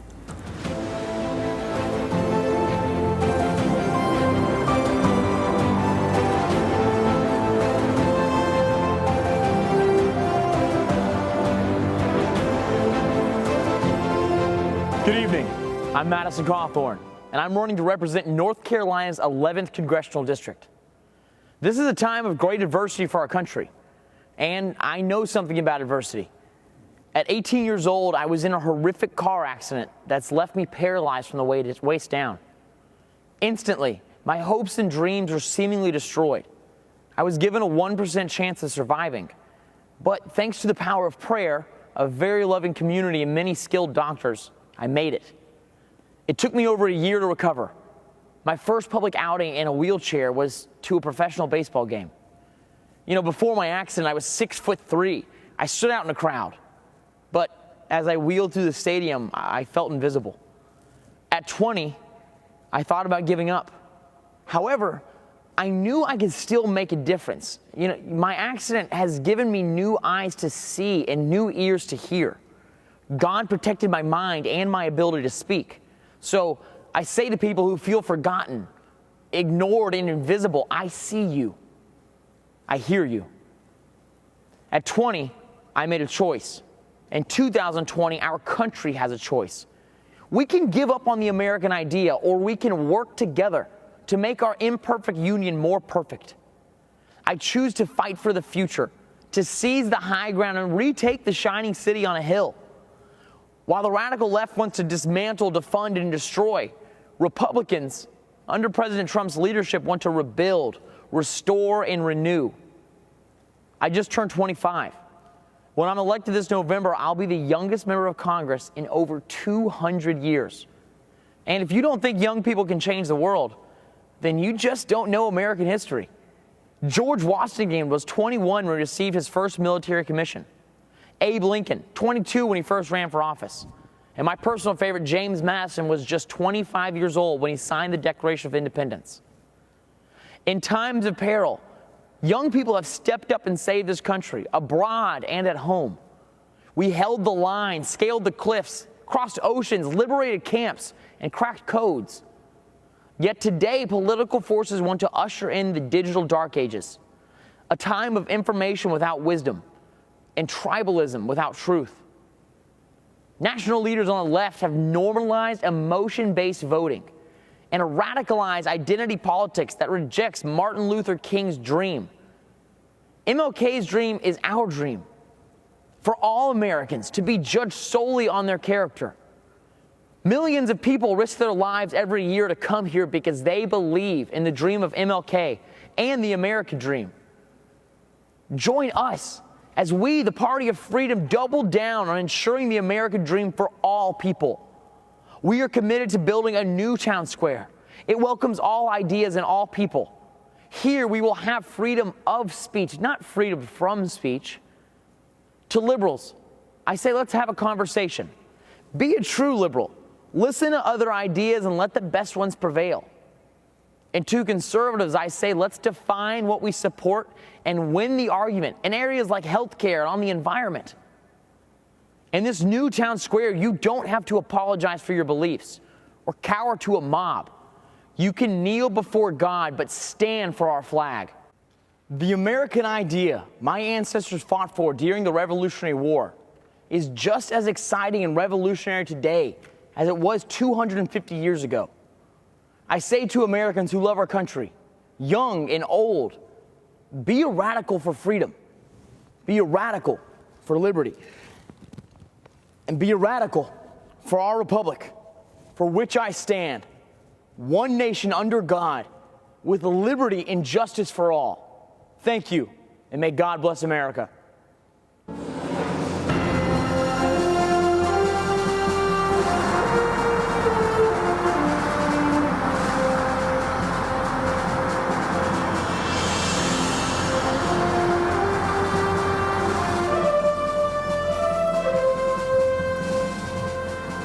I'm Jack Brewer, a former three-time NFL team captain, college professor, coach, husband, son, and father.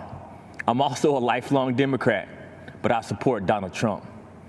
Let me be clear. I didn't come here for the popularity or the praise, the likes or the retweets.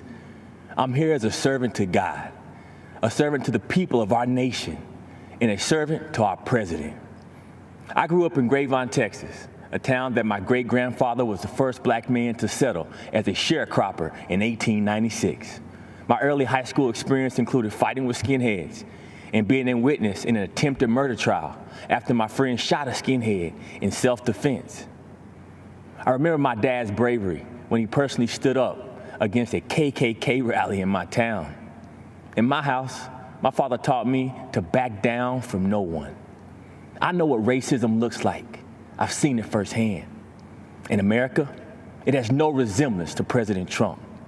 And I'm fed up with the way he's portrayed in the media, who refuse to acknowledge what he's actually done for the black community. It's confusing the minds of our innocent children. Before I left to come deliver this message, my energetic 8-year-old son, Jackson, stopped me and said, "Dad, can you please just tell everyone that all lives need to matter and that God loves everyone?" In that moment, I realized that my 8-year-old had figured out what so many adults have seemed to forget. We are not as divided as our politics suggest. At some point, for the sake of our children, the policies must take priority over the personalities. So because you have an issue with President Trump's tone, you're going to allow Biden and Harris to deny our underserved black and brown children school choice? Are we so offended by the president's campaign slogan, "Make America Great Again," that we're going to ignore that Joe Biden and Kamala Harris have collectively been responsible for locking up countless black men for nonviolent crimes? Are you going to allow the media to lie to you by falsely claiming that he said there were very fine white supremacists in Charlottesville? He didn't say that. It's a lie. And ignore the so-called Black Lives Matter organization that openly, on their website, calls for the destruction of the nuclear family. My fellow Americans, our families need each other. We need black fathers in the homes with their wives and children. The future of our communities depend on it. I'm blessed to be able to run inner-city youth programs and to also teach in prisons across America. The inmates in my federal prison program literally receive days off their sentence just for attending my class. And that's thanks to President Donald Trump and his First Step Act. President Trump cared about these Americans and their families, even when so many others had left them behind and had written them off. I'm forever grateful for President Trump for that. He endures relentless attacks, and so do many of us, like myself, who support him. But my mama always told me, when the Lord starts blessing, the devil starts messing. This convention marks a time to celebrate our history. Republicans are the party that freed the slaves and the party that put the first black men and women in Congress. It's the party of Frederick Douglass and Abraham Lincoln. And now, Tim Scott and Donald Trump. Our president has made incredible strides to end mass incarceration and give unprecedented opportunities for black in America to rise. America, let this election be a call for all God's people who are called by his name to humble ourselves and pray together and to seek his face and to turn from our wicked ways. Then he will hear us from heaven and he will forgive our sins and he will heal our land. Amen, and God bless America.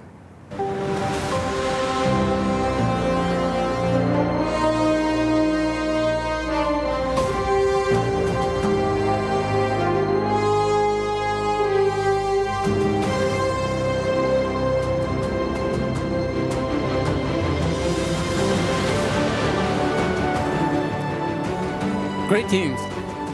My name is Chen Guangcheng. Standing up to tyranny is not easy, I know. When I spoke out against China's one-child policy and other injustices, I was prosecuted, beaten, sent to prison, and put under house arrest by the Chinese Communist Party, the CCP. In April 2012, I escaped and was given shelter in the American Embassy in Beijing. I'm forever grateful to the American people for welcoming me and my family to the United States, where we are now free. The CCP is an enemy of humanity. It is terrorizing its own people, and it is threatening the well-being of the world. In China, expressing beliefs or ideas not approved by the CCP, religion, democracy, human rights can lead to prison. The nation lives under mass surveillance and censorship. The U.S. must use its values of freedom, democracy, and the rule of law to gather a coalition of other democracies to stop CCP's aggression. President Trump had led on this, and we need the other countries to join him in this fight, a fight for our future. Standing up to fight unfairness isn't easy, I know. So does President Trump, but he has shown the courage to wage that fight. We need to support, vote, and fight for President Trump for the sake of the world. Thank you.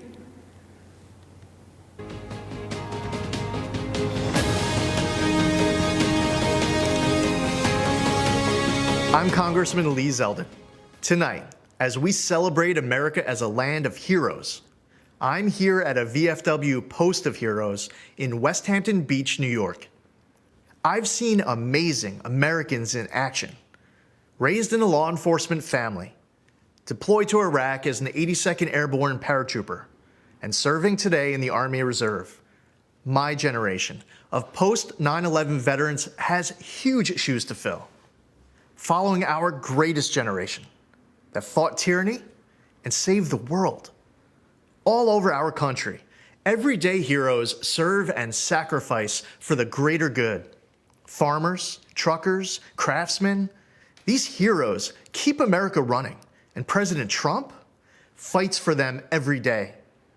This year, we've especially relied on one particular group of heroes, frontline medical workers. My twin daughters, McHale and Ariana, were born over 14 weeks early. They weighed just 1.5 pounds. At 2 weeks, McHale went into septic shock, had a stroke, and underwent brain surgery, leaving 1/3 of the left side of her brain a hole. Her doctors didn't believe McHale would survive, fearing dire permanent consequences even if she did. Through the miracles of modern medicine, power of prayer, and her will to live, my daughters are now starting high school and doing great, with no long-term effects from those frightful months in the NICU. So when I learned my county's PPE stockpile was depleted, I immediately thought of those healthcare workers who saved my baby girls. Jared Kushner and I were on the phone late into that Saturday night. The very next day, President Trump announced he was sending us 200,000 N95 masks. He actually delivered almost 400,000. That number quickly grew to 1.2 million masks, gowns, and more.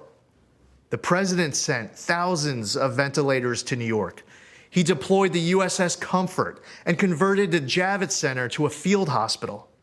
His administration authorized our lab testing requests at blinding speed. During a once-in-a-century pandemic, an unforeseeable crisis sent to us from a faraway land, the president's effort for New York was phenomenal. For our nation to emerge even stronger, more prosperous, freer, and more secure than ever, to make our country greater than ever before, we must re-elect President Trump. We are the land of the free because of the brave. And we are the land of opportunity because we have a president who wants to empower the best of who we are to be the best of what we can be. There's never been a nation greater than ours. Never a people more resilient than ours. And never a future for America more promising than ours right now. Keeping America great is up to us, and losing is not an option. And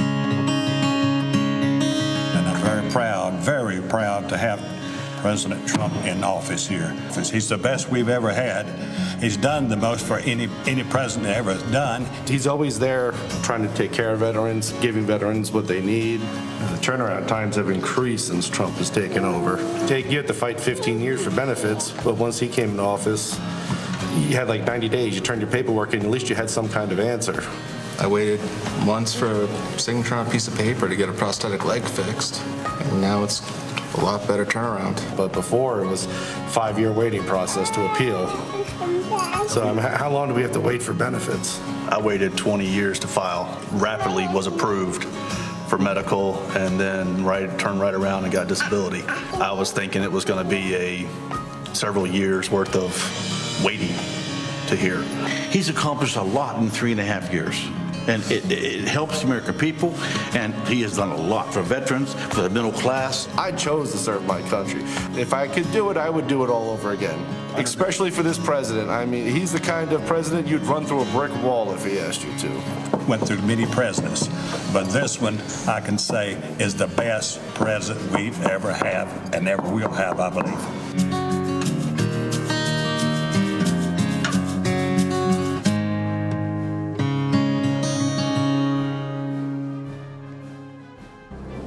Hello, everyone, and thank you for inviting me into your home this evening. It's truly a privilege. My name is Joni Ernst. I was raised on a small family farm here in Iowa, where I learned the importance of faith, hard work, and service.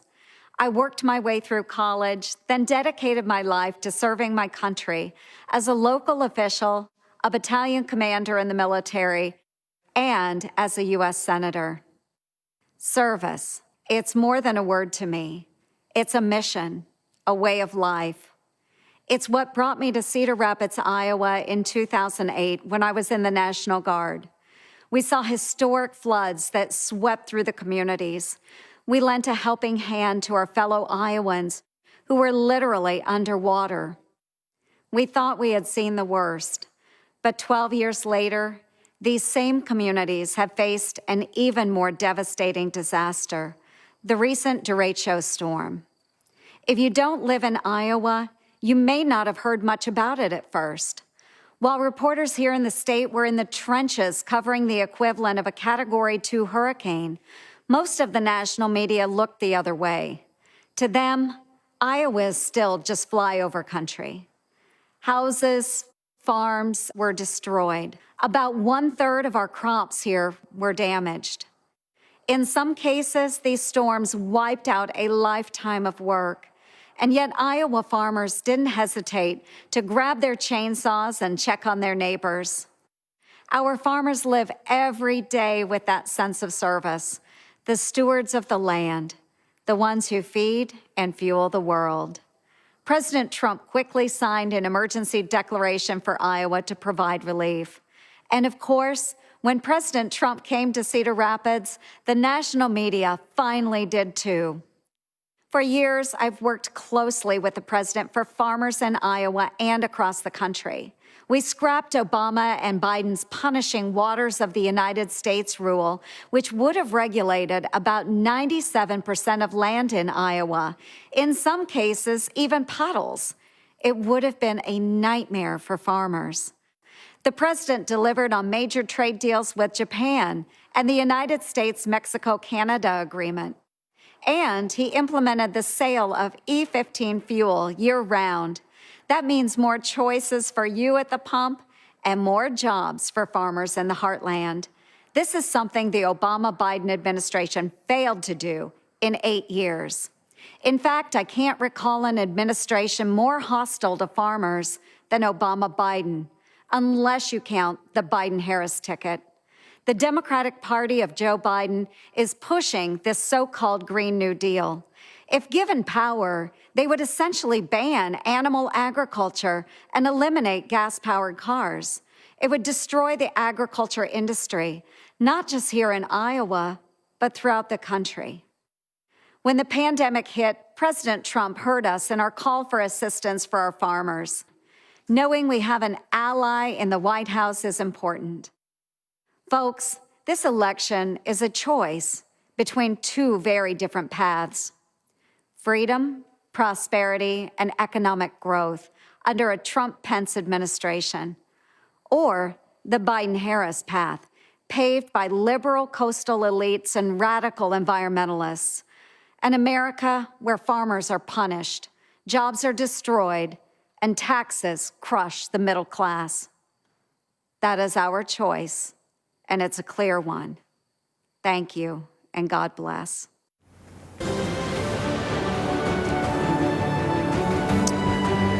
Ladies and gentlemen, I'm Burgess Owens. Shackled in the belly of a slave ship, an 8-year-old boy named Silas Burgess came to America to be sold on an auction block. By the grace of God and the courage of slaves who believed in freedom, Silas escaped through the Underground Railroad and settled in the great state of Texas. He went on to become a successful entrepreneur. He built his community's first church, first elementary school, and purchased 102 acres of farmland, which he paid off in 2 years. I'm here today, a candidate for Congress, because of my great-great-grandfather, Silas Burgess. I was raised in the South during the days of Jim Crow and the KKK. Even through the challenges of segregation, we were taught that anything is possible in America. When I was 22 years old, I thought all my dreams had come true when I was drafted by the New York Jets. 10 years later, with a Pro Bowl nod and a Super Bowl championship under my belt, I left the NFL to start a business. I thought I could never fail, but years later I did, and I lost everything. As I moved my family of 6 into a 1-bedroom basement apartment in Brooklyn, New York, I had a choice to make: to feel sorry for myself or get to work. I worked as a chimney sweep during the day and a security guard at night. It was humbling to be recognized cleaning a chimney by someone who once cheered me as an NFL fan. But those hard days would pay off, and eventually I started a rewarding career in the corporate world. We live in a country where we're encouraged to dream big, where second chances are at the core of our American DNA. We don't hear that same message from Nancy Pelosi's Congress. Career politicians, elitists, and even a former bartender want us to believe it's impossible. They want us to believe that what I did, what my great-great-grandfather did, is impossible for ordinary Americans.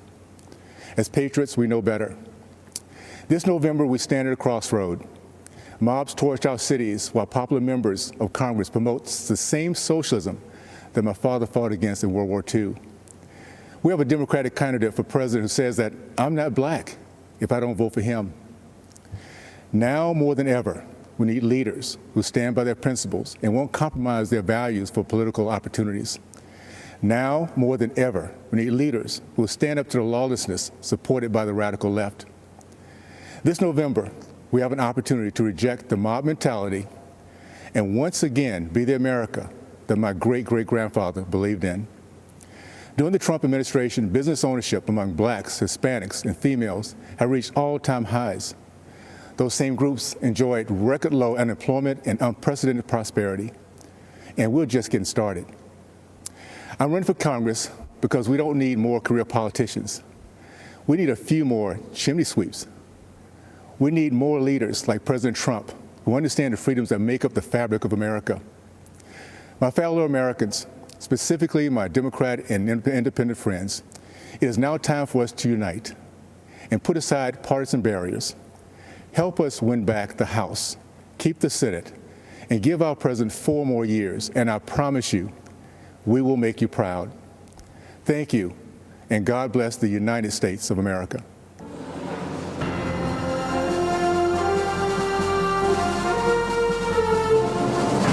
Standing guard over Baltimore Harbor is the remains of an earthen star, a relic of time past. It recalls a time when the spirit of liberty stirred in men of renown who stood in the gap against the most powerful force in the world. 27 hours, 1,000 men, low on ammunition, firing scrap metal. The battle raged, insurmountable odds. A darkness fell upon this new nation. In the midst of the fight, the heroes of Fort McHenry were unmoved. The light of dawn overcame the darkness. The gallant flag hoisted above Fort McHenry, torn and battered, stood, victoriously observing a dejected enemy slowly retreating into the rising sun, inspiring the anthem of our nation. The spirit of liberty, not to be denied, the earthen star, Fort McHenry, a reminder of those brave patriots who, having done all, stood and prevailed.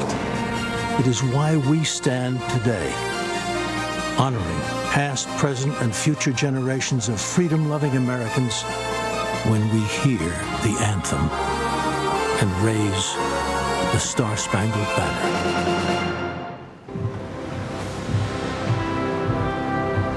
Good evening, America. I'm Lara Trump, daughter of Bob and Linda Unaska, sister to Kyle, mother to Luke and Carolina, and the daughter-in-law of our 45th president, Donald J. Trump. But tonight, I come to you simply as an American. My life began like many in our country. I grew up in Wrightsville Beach, North Carolina. My parents were small business owners and worked hard to make sure that my brother and I had everything we needed, but not everything we wanted. My parents raised me to believe that in America, I could achieve anything with hard work and determination, that the opportunities available to me were limited only by the size of my ambition, that I should dream big, and I did. Those very dreams are what led me to New York City. I'd heard the adage, if I can make it there, I can make it anywhere, and I intended to do just that. Never in a million years did I think that I would be on this stage tonight, and I certainly never thought that I'd end up with the last name Trump. My 7th grade English teacher, Mrs. B, used to tell us, believe none of what you hear, half of what you read, and only what you're there to witness firsthand. The meaning of those words never fully weighed on me until I met my husband and the Trump family. Any preconceived notion I had of this family disappeared immediately. They were warm and caring, they were hard workers, and they were down to earth. They reminded me of my own family. They made me feel like I was home. Walking the halls of the Trump Organization, I saw the same family environment. I also saw the countless women executives who thrived there year after year. Gender didn't matter. What mattered was the ability to get the job done. I learned this directly when, in 2016, my father-in-law asked me to help him win my cherished home state and my daughter's namesake, North Carolina. Though I had no political experience, he believed in me. He knew I was capable, even if I didn't. So it didn't surprise me when President Donald Trump appointed so many women to senior-level positions in his administration. Secretary of the United Nations, Secretary of the Air Force, the first female CIA director, the first black female director of the Fish and Wildlife Service, and countless ambassadors, just to name a few. Under President Trump's leadership, women's unemployment hit the lowest level since World War II. 4.3 million new jobs have been created for women. In 2019 alone, women took over 70% of all new jobs. Female small business ownership remains at an all-time high, and 600,000 women have been lifted out of poverty, all since President Trump took office. He didn't do these things to gain a vote or check a box. He did them because they're the right things to do. 100 years ago today, the 19th Amendment was ratified, granting the right to vote to every American woman. And since that day, incredible strides have been made by women in America. From Amelia Earhart to Rosa Parks and Sally Ride, women shaped our history and are part of what has made our country the most exceptional nation in the world. I often think back to my 24-year-old self, driving alone in my car from North Carolina to New York City. And I think about what I'd tell myself now as we head towards the most critical election in modern history. This is not just a choice between Republican and Democrat or left and right. This is an election that will decide if we keep America America or if we head down an uncharted, frightening path towards socialism. Abraham Lincoln once famously said, "America will never be destroyed from the outside. If we falter and lose our freedoms, it will be because we destroyed ourselves." While those words were spoken over 150 years ago, never have they been more relevant. Will we choose the right path and maintain the unique freedoms and boundless opportunities that make this country the greatest in the history of the world? Will we remain the beacon of hope for those around the world fighting oppression, communism, and tyranny? The choice is ours. I know the promise of America because I've lived it, not just as a member of the Trump family, but as a woman who knows what it's like to work in blue-collar jobs, to serve customers for tips, and to aspire to rise. When I look at my son Luke and my daughter Carolina, I wonder, what sort of country will I be leaving for them, for our future generations? In recent months, we've seen weak, spineless politicians cede control of our great American cities to violent mobs. Defund the police is the rallying cry for the new radical Democrat Party. Joe Biden will not do what it takes to maintain order, to keep our children safe in our neighborhoods and in their schools, to restore our American way of life. We cannot dare to dream our biggest dreams for ourselves or for our children while consumed by worry about the safety of our families. President Trump is the law and order president, from our borders to our backyards. President Trump will keep America safe. President Trump will keep America prosperous. President Trump will keep America America. If you're watching tonight and wrestling with your vote on November 3rd, I implore you, tune out the distorted news and biased commentary and hear it straight from someone who knows. I wasn't born a Trump. I'm from the South. I was raised a Carolina girl. I went to public schools and worked my way through a state university. Mrs. B from my 7th grade English class was right. What I learned about our president is different than what you might have heard. I learned that he's a good man, that he loves his family, that he didn't need this job, that no one on earth works harder for the American people, that he's willing to fight for his beliefs and for the people and the country that he loves. He is a person of conviction. He is a fighter and will never stop fighting for America. He will uphold our values. He will preserve our families. And he will build upon the great American edict that our union will never be perfect until opportunity is equal for all, including and especially for women. Our 40th president, Ronald Reagan, said it best: "The dreams of people may differ, but everybody wants their dreams to come true. And America, above all places, gives us the freedom to do that." It's up to us to keep this country a place where no dream is out of reach for our children and generations beyond. To my father-in-law, thank you for believing in me. Thank you for bravely leading this country, and thank you for continuing to fight every day for America. May God bless and protect the Gulf states in the path of the hurricane. May God bless our troops, and may God continue to bless this incredible country.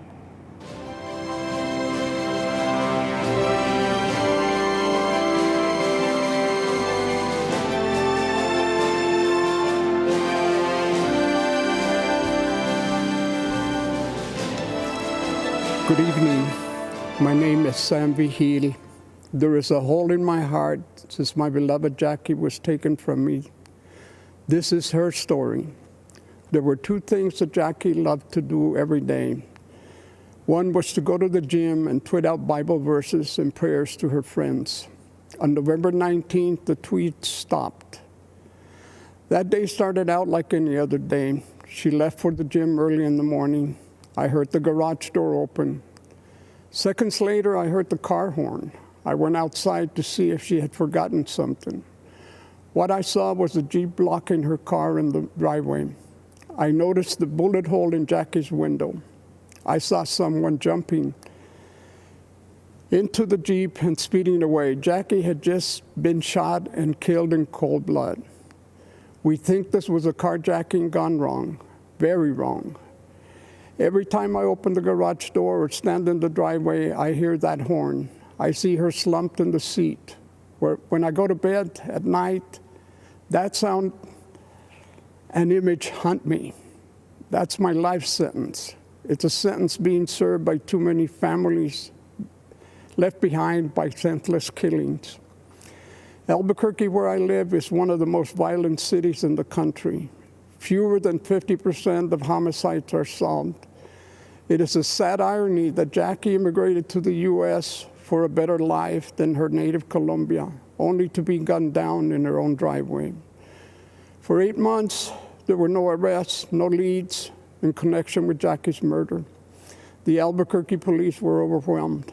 They needed help.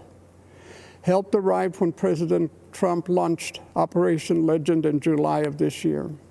Almost immediately, the FBI took over Jackie's case. In a matter of days, they arrested 4 people. The 5th suspect killer was arrested in Texas on unrelated charges. He is an illegal immigrant with a long criminal record. He had been deported in September and had come back in October to terrorize our community. I am extremely grateful to President Trump and the FBI for their efforts to deliver justice for Jackie and all the other innocent victims of violent crime. I am honored to support the president because he is supporting us. I know he will never stop fighting for justice, for law and order, for peace, security in our communities.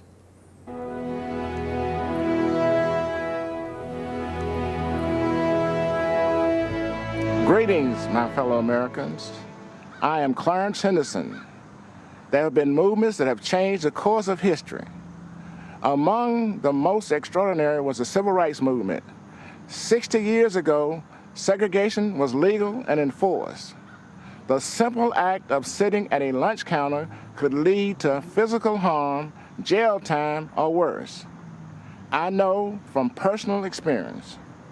Walking into Woolworth's department store on February 2nd, 1960, I knew it was unlike any day I'd experienced before. My friends had been denied service the day before because of the color of their skin. We knew it wasn't right. But when we went back the next day, I didn't know whether I was going to come out in a vertical or prone position, in handcuffs or on a stretcher, or even in a body bag. By sitting down to order a cup of coffee, we challenged injustice. We knew it was necessary, but we didn't know what would happen. We faced down the KKK. We were cursed at and called all kinds of names. They threatened to kill us, and some of us were arrested, but it was worth it. Our actions inspired similar protests throughout the South against racial injustice. And in the end, segregation was abolished, and our country moved a step closer to true equality for all.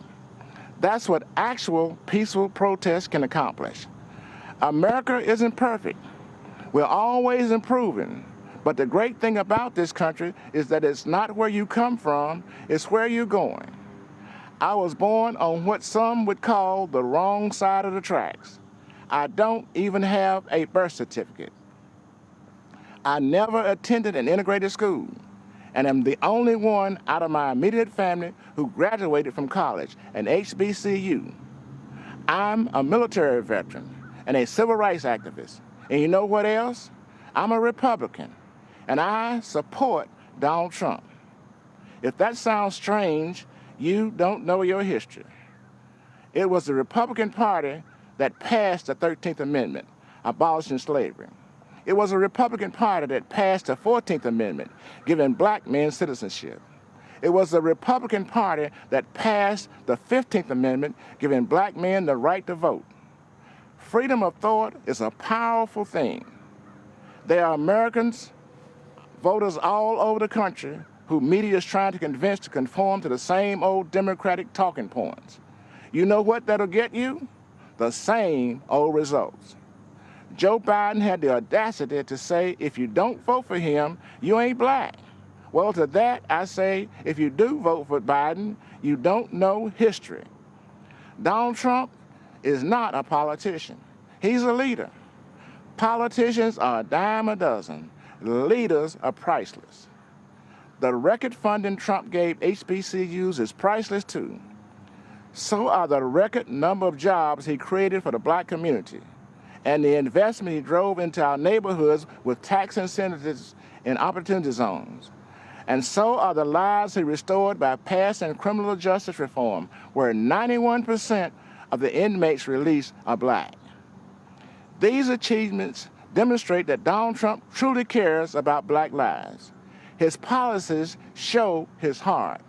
He has done more for black Americans in 4 years than Joe Biden has done in 50. Donald Trump is offering real and lasting change, an unprecedented opportunity to rise, a country that embraces the spirit of the civil rights movement of the 60s, a place where people are judged by the content of their character, their talents and abilities, not by the color of their skin. This is the America I was fighting for 60 years ago. This is the America Donald Trump is fighting for today. Let's all join in this fight for re-electing President Trump on November 3rd. Thank you.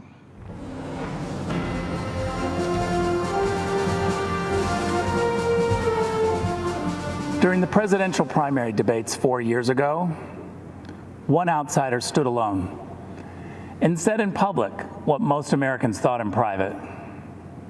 It was 14 years after the start of the war in Afghanistan and 12 years after the invasion of Iraq, where thousands of American troops had died and trillions in taxpayer dollars had been spent. And yet no candidate could bring themselves to admit that something had gone badly wrong with American foreign policy. That the American voter, the American soldier, and the American taxpayer had all been let down, except for one, Donald Trump. He called America's endless wars what they were, a disaster. The media was shocked because Donald Trump was running as a Republican. And yet he said out loud what we all knew, that American foreign policy was failing to make Americans safer. After the end of the Cold War, Democrats and Republicans in Washington bought into the illusion that the whole world would start to resemble America. And so they started to pursue unlimited globalization. They welcomed China into the World Trade Organization. They engaged in nation building in Afghanistan and tried to export democracy to Iraq. They signed a nuclear deal with Iran and a global climate agreement in Paris. But they didn't ground any of it in the interests of the average American. So for decades, while Washington politicians built a global system, American wages stagnated. Our great cities and industries were hollowed out. Entire communities were devastated, and our manufacturing plants were shipped off to China. That's what happened when Washington stopped being the capital of the United States and started being the capital of the world. As U.S. ambassador to Germany, I had a front row seat to Donald Trump's America First foreign policy. I wish every American could see how President Trump negotiates on their behalf. I've watched President Trump charm the Chancellor of Germany while insisting that Germany pay its NATO obligations. I was proud to witness President Trump say to foreign leaders, "I don't blame you for wanting America to pay for your security. I actually respect you for out-negotiating the presidents before me." But it stops with me. I won't let the American taxpayer be taken advantage of.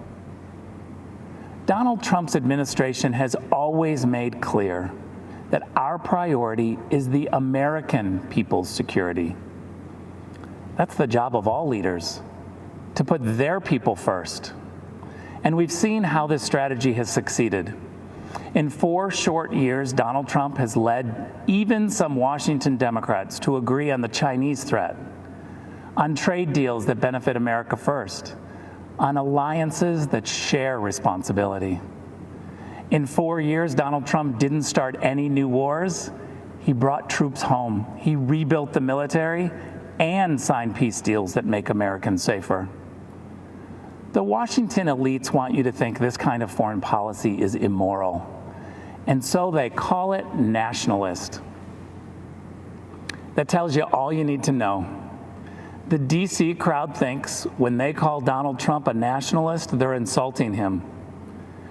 As if the American president isn't supposed to base foreign policy on America's national interests. A return to the Biden way of thinking means America gives the radical terrorist regime in Tehran a plane load of cash in the middle of the night. Well, you see, President Trump also sent an aircraft in the middle of the night to deal with Iran. But that plane was on a different mission. An airstrike to take out the head of Iran's terror machine who plotted the deaths of Americans. But we also must be clear that when those who seek freedom take tremendous personal risk in places like Hong Kong, Tehran, or Minsk, there is no doubt who President Trump's administration supports. We will always stand with the people who fight for their God-given freedoms. Don't be fooled. The Washington establishment is trying to sell you on their candidate. Joe Biden was first elected to the Senate in 1972, 48 years ago. Well, it's actually the typical Washington story. Just this year, 22 Democrats ran for president.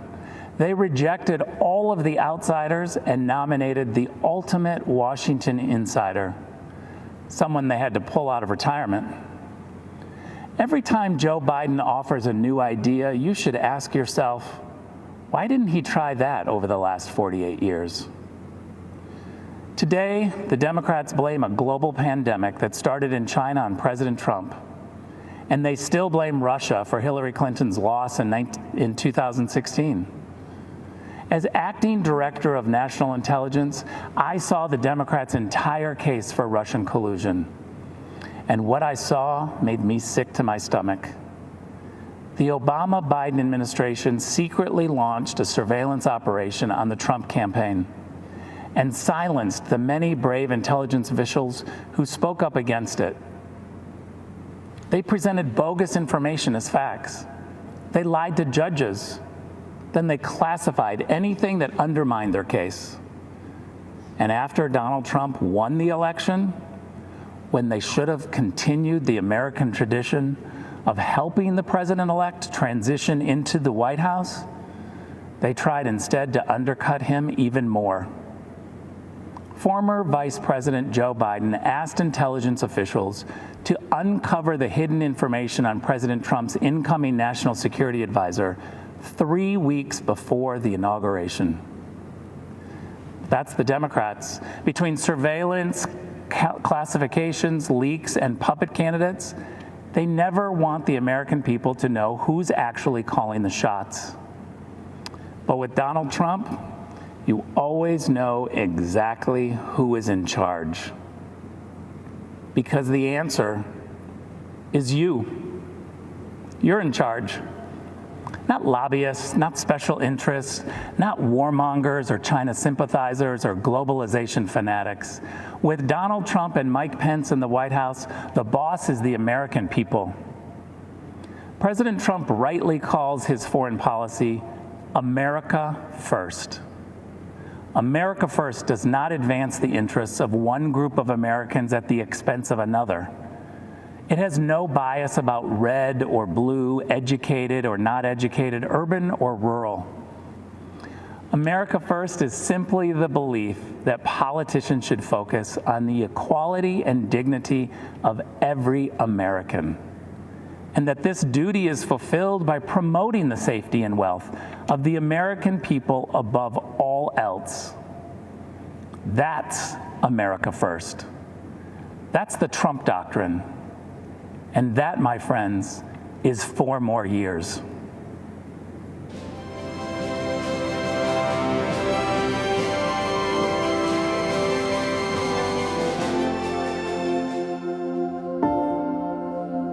By dawn's early light, millions of Americans give thanks for this land, our liberties, and those who defend it.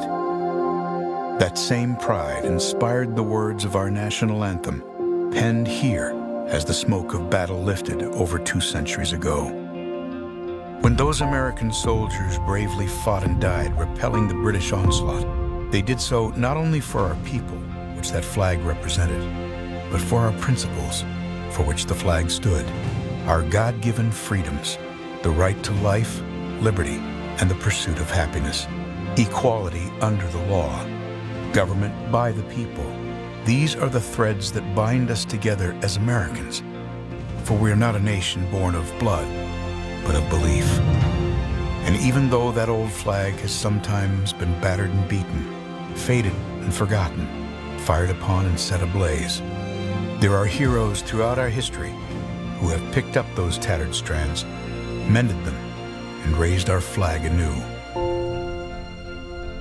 Just as the soldiers at Fort McHenry fought in defense of the beliefs that bind us today, there are new leaders who have devoted their life to do the same.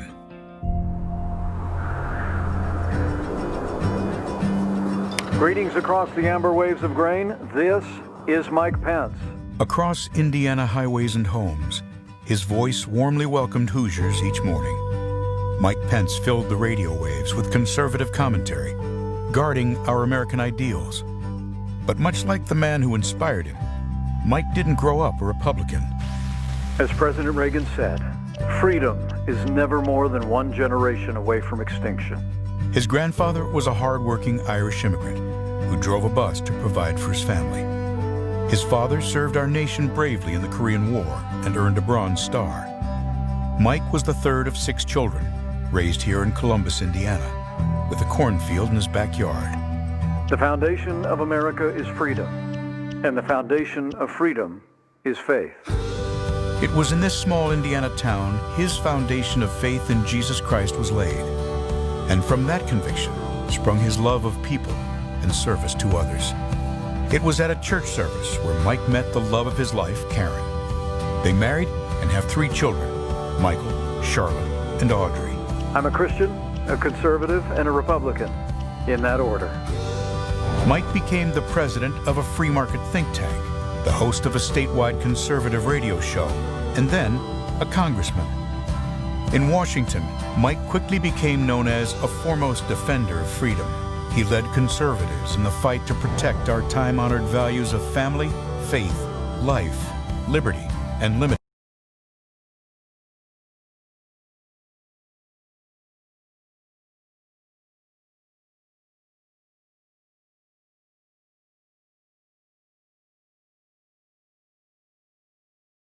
voice, led the country in manufacturing, and helped more Hoosiers get to work than ever before. But he wasn't through.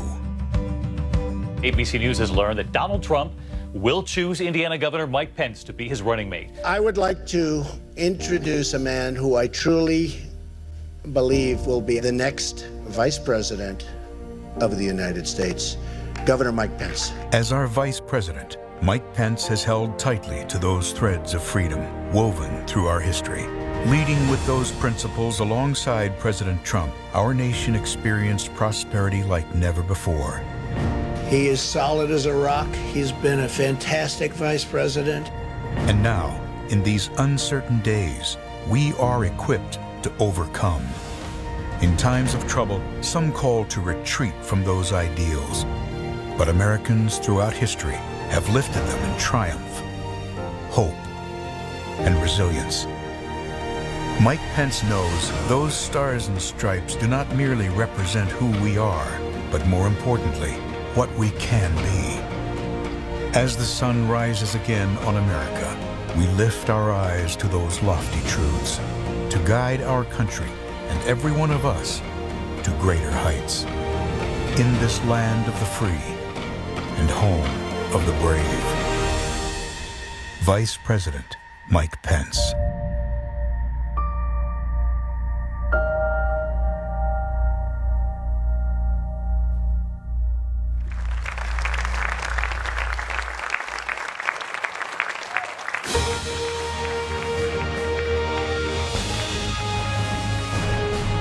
Please welcome the Vice President of the United States, Mike Pence, accompanied by the Second Lady, Mrs. Karen Pence.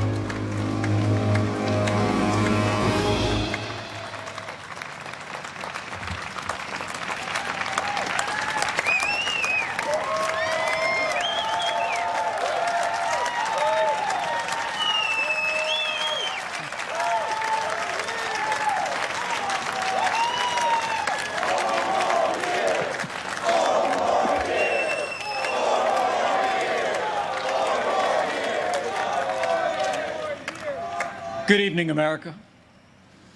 It's an honor to speak to you tonight from the hallowed grounds of Fort McHenry, the site of the very battle that inspired the words of our national anthem.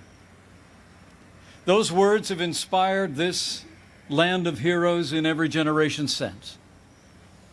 It was on this site 206 years ago when our young republic heroically withstood a ferocious naval bombardment from the most powerful empire on earth.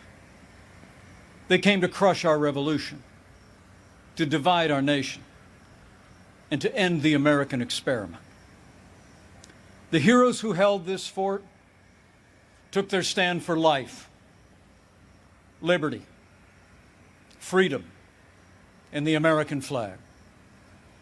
And those ideals have defined our nation.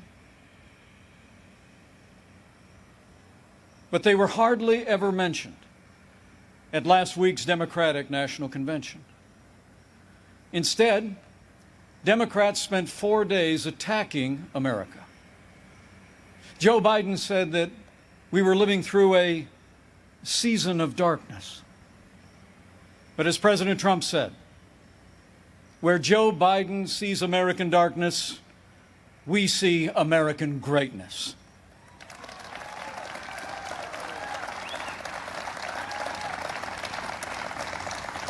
In these challenging times, our country needs a president who believes in America, who believes in the boundless capacity of the American people to meet any challenge, defeat any foe, and defend the freedoms we hold dear.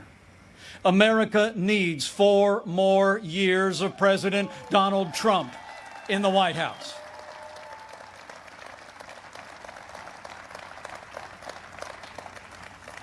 Before I go further, allow me to say a word to the families and communities in the path of Hurricane Laura. Our prayers are with you tonight, and our administration is working closely with authorities in the states that will be impacted. FEMA has mobilized resources and supplies for those in harm's way. This is a serious storm, and we urge all those in the affected areas to heed state and local authorities. Stay safe, and know that we'll be with you every step of the way to support, rescue, respond, and recover in the days and weeks ahead. That's what Americans do.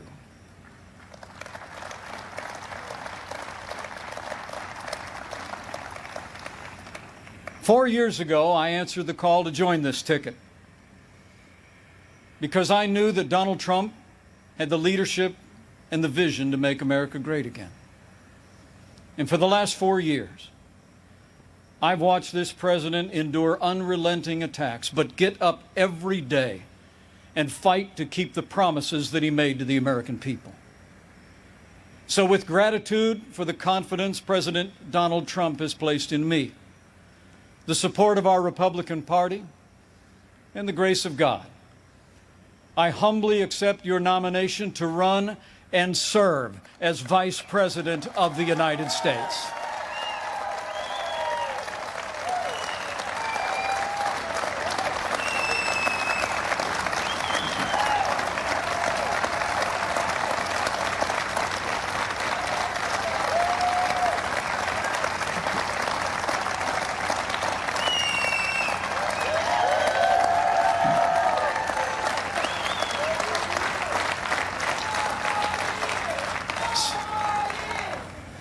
Serving the American people in this office has been a journey I never expected. It's a journey that would not have been possible without the support of my family, beginning with my wonderful wife, Karen.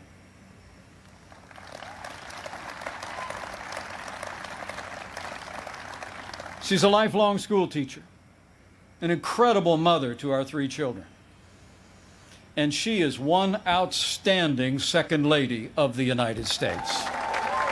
I'm so proud of you. And we couldn't be more proud of our 3 children.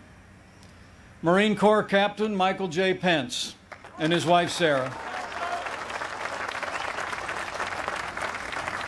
Our daughter, Charlotte Pence Bond, an author, and the wife to Lieutenant Henry Bond, who is currently deployed and serving our nation in the United States Navy.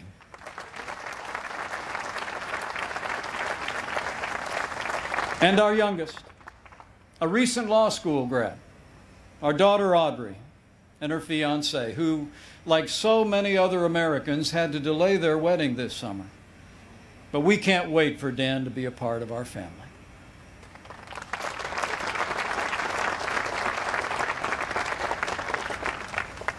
In addition to my wife and kids, the person who shaped my life the most is also with us tonight. My mom, Nancy.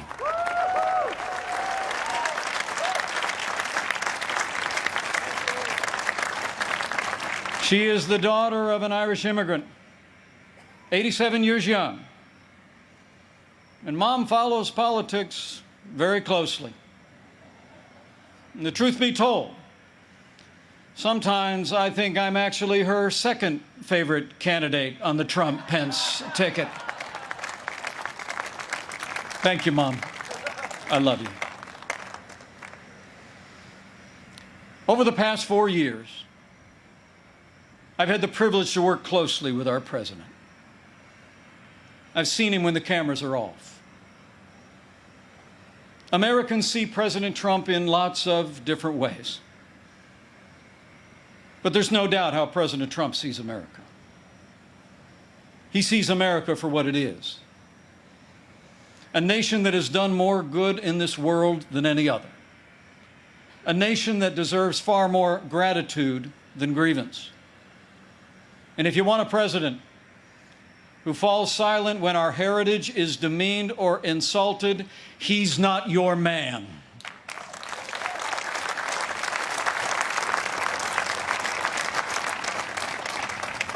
Now, we came by very different routes to this partnership. And some people think we're a little bit different. But you know, I've learned a few things watching him. Watching him deal with all that we've been through over the past 4 years. He does things in his own way, on his own terms. Not much gets past him. And when he has an opinion, he's liable to share it.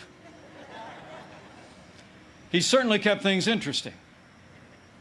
But more importantly, President Donald Trump has kept his word to the American people.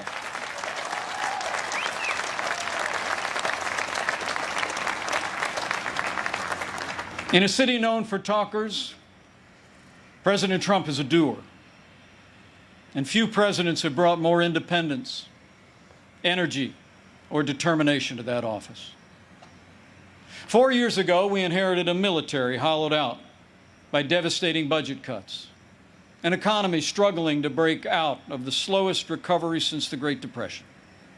ISIS controlled a land mass twice the size of Pennsylvania, and we witnessed a steady assault on our most cherished values, freedom of religion and the right to life. That's when President Donald Trump stepped in. And from day one, he kept his word. We rebuilt our military. This president signed the largest increase in our national defense since the days of Ronald Reagan and created the first new branch of our armed forces in 70 years, the United States Space Force.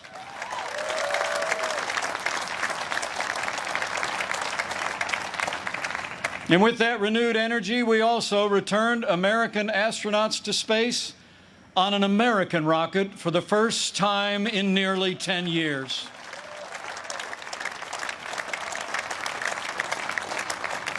And after years of scandal that robbed our veterans of the care that you earned in the uniform of the United States, President Trump kept his word again.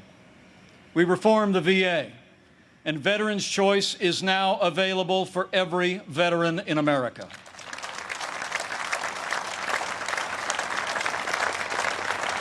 Our armed forces and our veterans fill this land of heroes. And many join us tonight in this historic fort.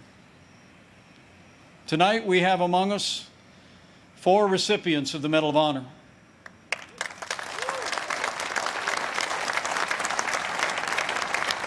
Six recipients of the Purple Heart. A Gold Star mother of a gallant Navy SEAL. And wounded warriors from Soldier Strong, a group that serves our injured veterans every day. We are honored by your presence, and we thank you for your service.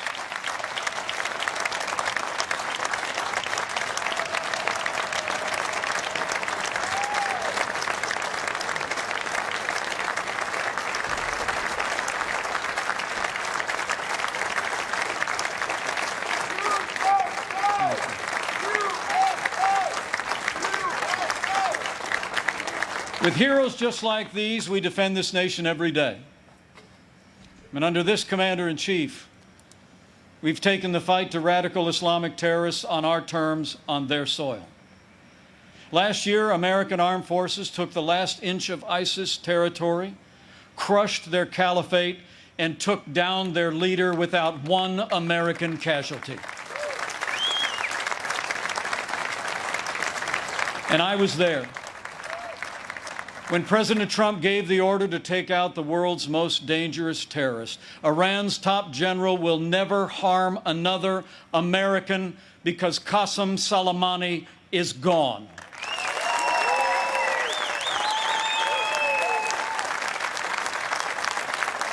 My fellow Americans, you deserve to know. Joe Biden criticized President Trump following those decisions. Decisions to rid the world of 2 terrorist leaders.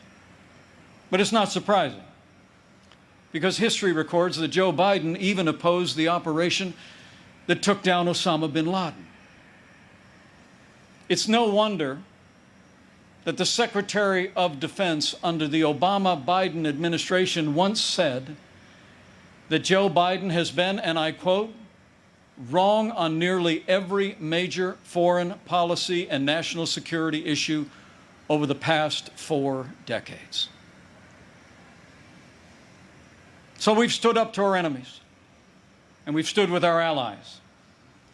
Like when President Trump kept his word and moved the American embassy to Jerusalem, the capital of the State of Israel, setting the stage for the first Arab country to recognize Israel in 26 years.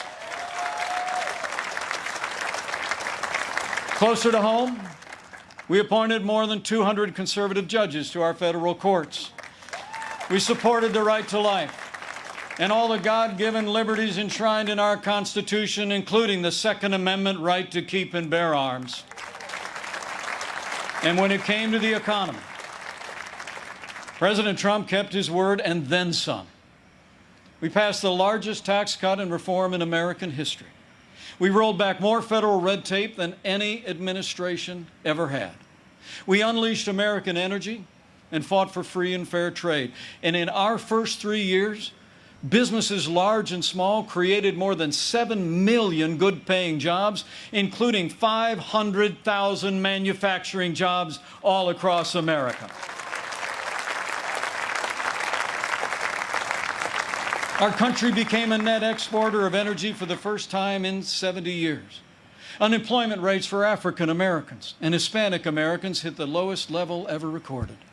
And on this 100th anniversary of the woman's right to vote, I'm proud to report that under President Donald Trump, we achieved the lowest unemployment rate for women in 65 years.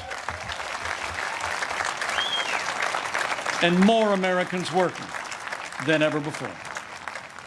In our first 3 years, we built the greatest economy in the world. We made America great again.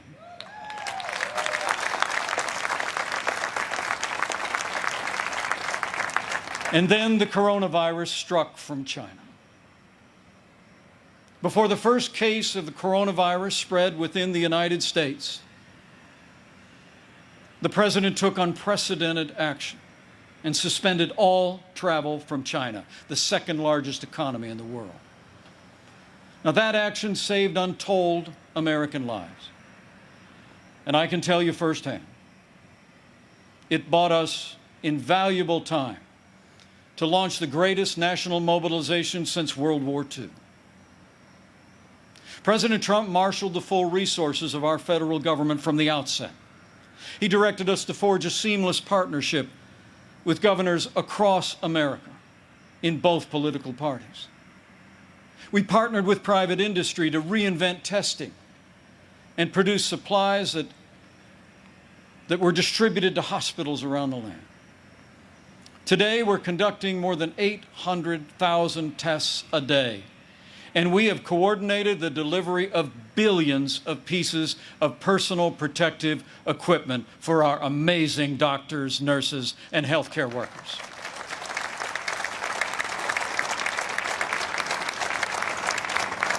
We saw to the manufacture of 100,000 ventilators in 100 days. And no one who required a ventilator was ever denied a ventilator in the United States.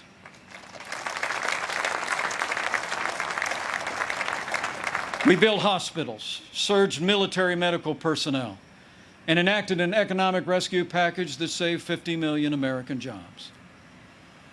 As we speak, we're developing a growing number of treatments known as therapeutics, including convalescent plasma, that are saving lives all across America. Now, last week, Joe Biden said that no miracle is coming. Well, what Joe doesn't seem to understand is that America is a nation of miracles. And I'm proud to report that we're on track to have the world's first safe, effective coronavirus vaccine by the end of this year.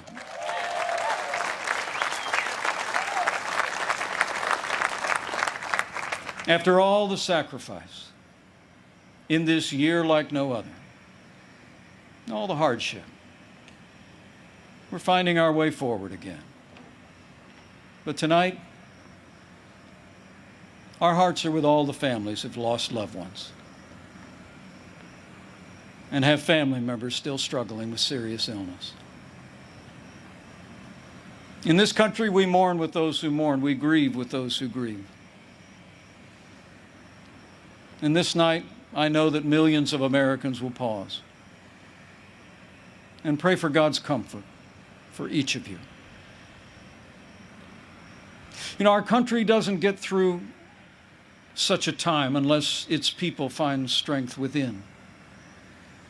The response of doctors, nurses, first responders, farmers, factory workers, truckers, and everyday Americans who put the health and safety of their neighbors first has been nothing short of heroic.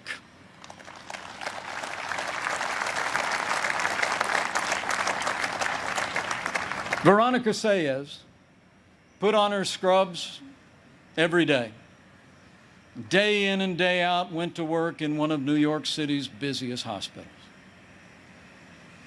She stayed on the job, put in the long hours until it was done, and then got back in her neighborhood and helped neighbors and friends struggling. Her brother William is a New York City firefighter. And they're both emblematic of heroes all across this country. They're with us tonight. And I say to them and to all of you, you have earned the admiration of the American people, and we will always be grateful for your service and care.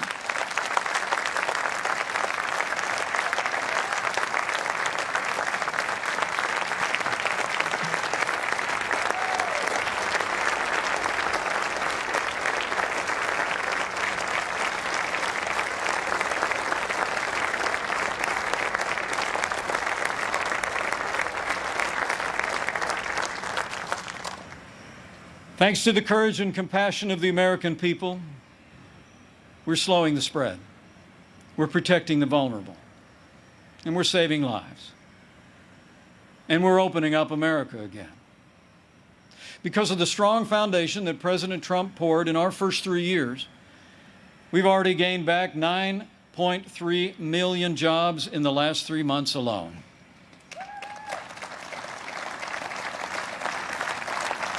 And we're not just opening up America again. We're opening up America's schools.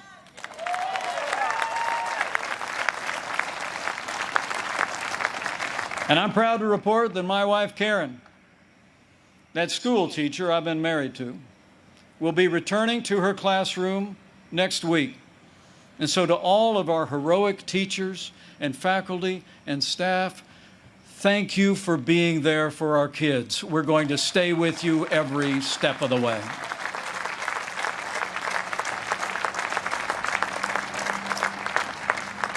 In the days ahead, as we open up America again, I promise you, we'll continue to put the health of America first. And as we work to bring this economy back, we all have a role to play. And we all have a choice to make. On November 3rd, you need to ask yourself, who do you trust to rebuild this economy? A career politician who presided over the slowest economic recovery since the Great Depression? Or a proven leader who created the greatest economy in the world? The choice is clear. To bring America all the way back, we need 4 more years of President Donald Trump in the White House.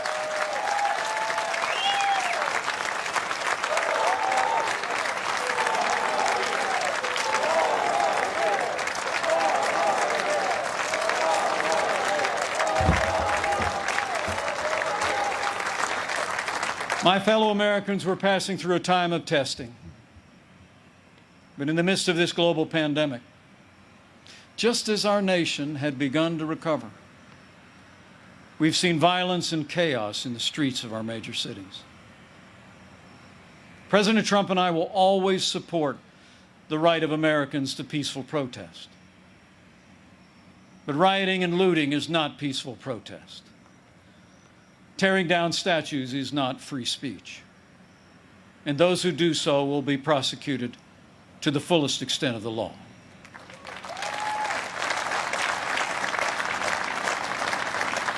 Last week, Joe Biden didn't say one word about the violence and chaos engulfing cities across this country. So let me be clear. The violence must stop, whether in Minneapolis, Portland, or Kenosha. Too many heroes have died defending our freedom to see Americans strike each other down. We will have law and order on the streets of this country for every American of every race and creed and color.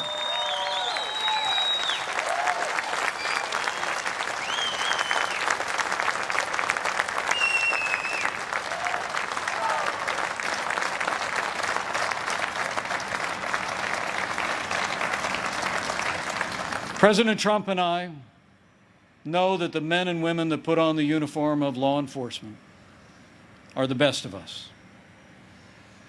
Every day, when they walk out that door, they consider our lives more important than their own.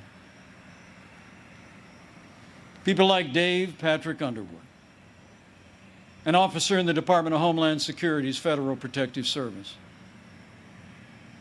who was shot and killed during the riots in Oakland, California. Dave's heroism is emblematic of the heroes that serve in blue every day.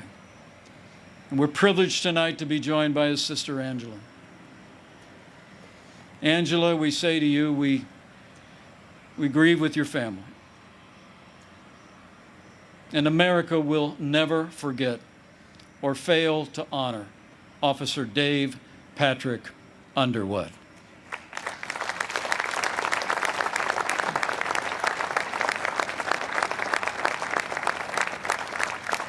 The American people know we don't have to choose between supporting law enforcement and standing with our African American neighbors to improve the quality of their lives, education, jobs, and safety. And from the first days of this administration, we've done both. And we will keep supporting law enforcement and keep supporting our African American and minority communities across this land for 4 more years.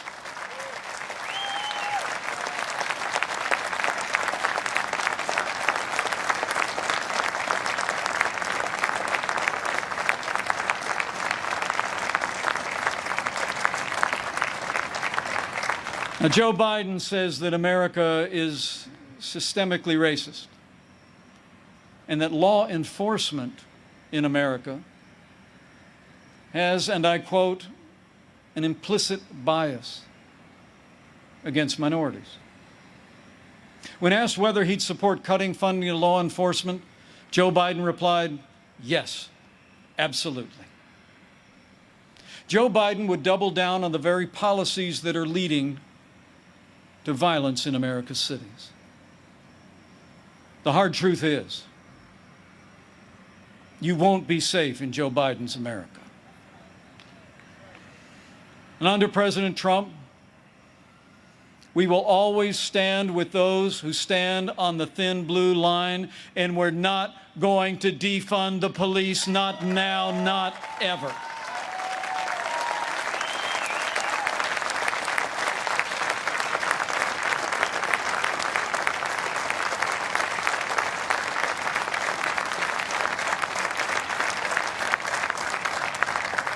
My fellow Americans, we're passing through a time of testing, but soon we will come to a time for choosing. Joe Biden has referred to himself as a transition candidate, and many were asking, transition to what? But last week, Democrats didn't talk very much about their agenda. And if I were them, I wouldn't either. I mean, Bernie Sanders did tell his followers that Joe Biden would be the most liberal president in modern times. In fact, he said, and I quote, that many of the ideas he fought for, that just a few years ago were considered radical, are now mainstream in the Democratic Party.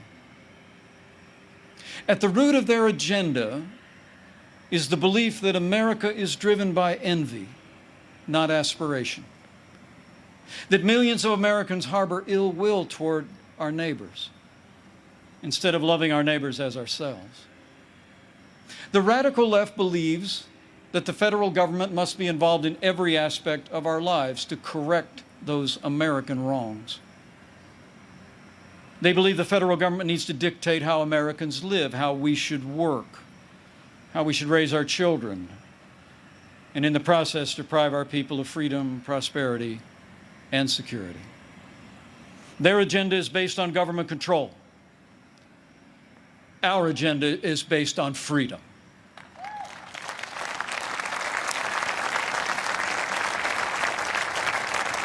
Where President Trump cut taxes, Joe Biden wants to raise taxes by nearly $4 trillion.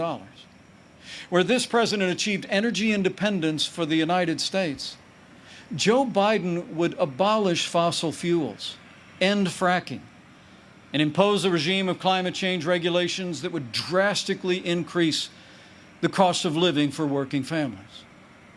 Where we fought for free and fair trade, and this president stood up to China and ended the era of economic surrender, Joe Biden has been a cheerleader for communist China. He wants to repeal all the tariffs that are leveling the playing field for American workers. And he actually criticized President Trump for suspending all travel to China at the outset of this pandemic. Joe Biden is for open borders, sanctuary cities, free lawyers and health care for illegal immigrants. And President Trump, he secured our border and built nearly 300 miles of that border wall. Joe Biden wants to end school choice. And President Trump believes that every parent should have the right to choose where their children go to school, regardless of their income or area code. President Trump has stood without apology for the sanctity of human life every day of this administration. Joe Biden, he supports taxpayer funding of abortion right up to the moment of birth. When you consider their agenda, it's clear. Joe Biden would be nothing more than a Trojan horse for the radical left. The choice in this election has never been clearer, and the stakes have never been higher. Last week, Joe Biden said, democracy's on the ballot. And the truth is, our economic recovery is on the ballot. Law and order are on the ballot. But so are things far more fundamental and foundational to our country. In this election, it's not so much whether America will be more conservative or more liberal, more Republican or more Democrat. The choice in this election is whether America remains America. It's whether we will leave to our children and our grandchildren a country grounded in our highest ideals of freedom, free markets, and the unalienable right to life and liberty, or whether we will leave them a country that's fundamentally transformed into something else. We stand at a crossroads, America.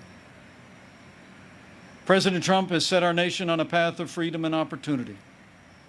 Joe Biden would set America on a path of socialism and decline. But we're not going to let it happen.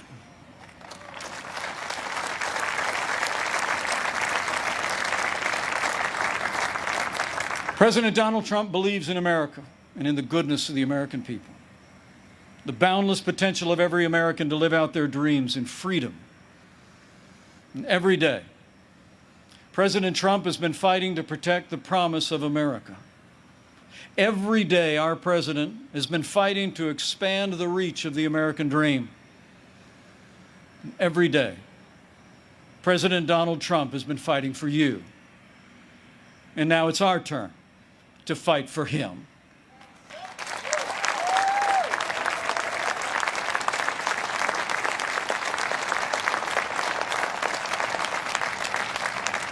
On this night in the company of heroes, I'm deeply grateful.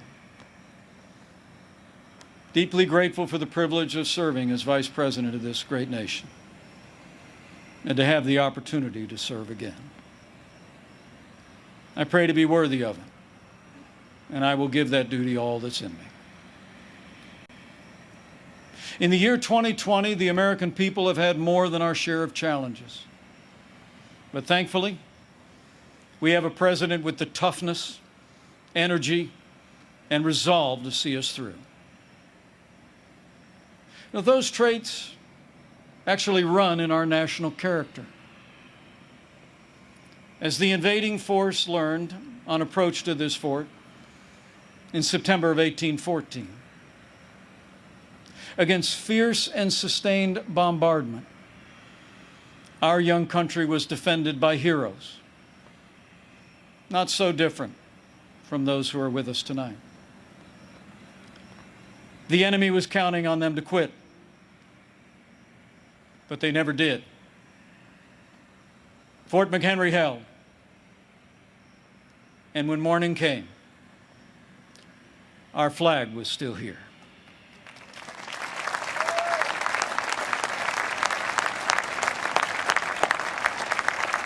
My fellow Americans, we're going through a time of testing. But if you look through the fog of these challenging times, you will see our flag is still there today.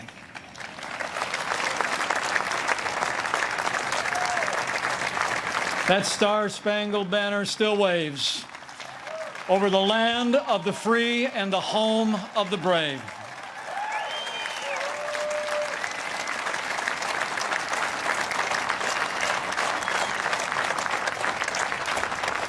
From these hallowed grounds, American patriots in generations gone by did their part to defend freedom. Now it's our turn. So let's run the race marked out for us. Let's fix our eyes on Old Glory and all she represents. Let's fix our eyes on this land of heroes and let their courage inspire. And let's fix our eyes on the author and perfecter of our faith and our freedom. And never forget that where the Spirit of the Lord is, there is freedom. That means freedom always wins.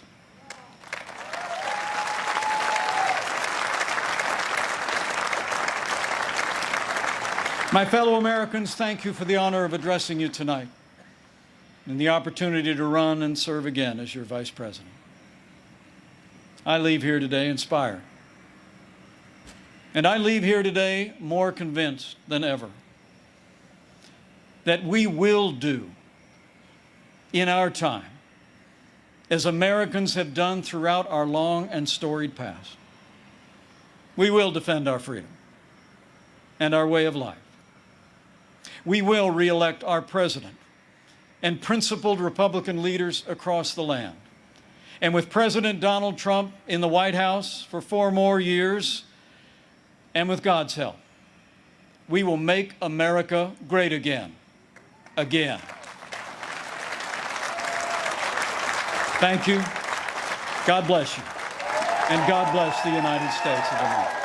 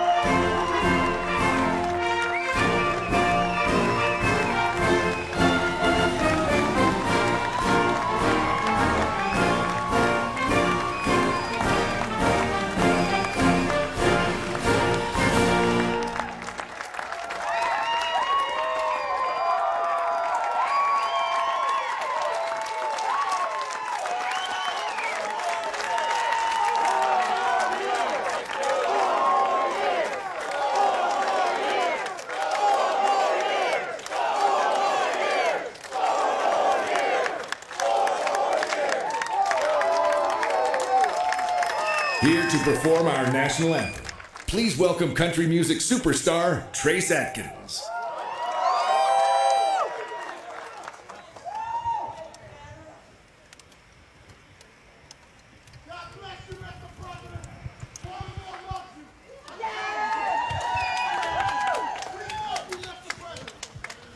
Oh, say, can you see by the dawn's early light what so proudly we hailed at the twilight's last gleaming,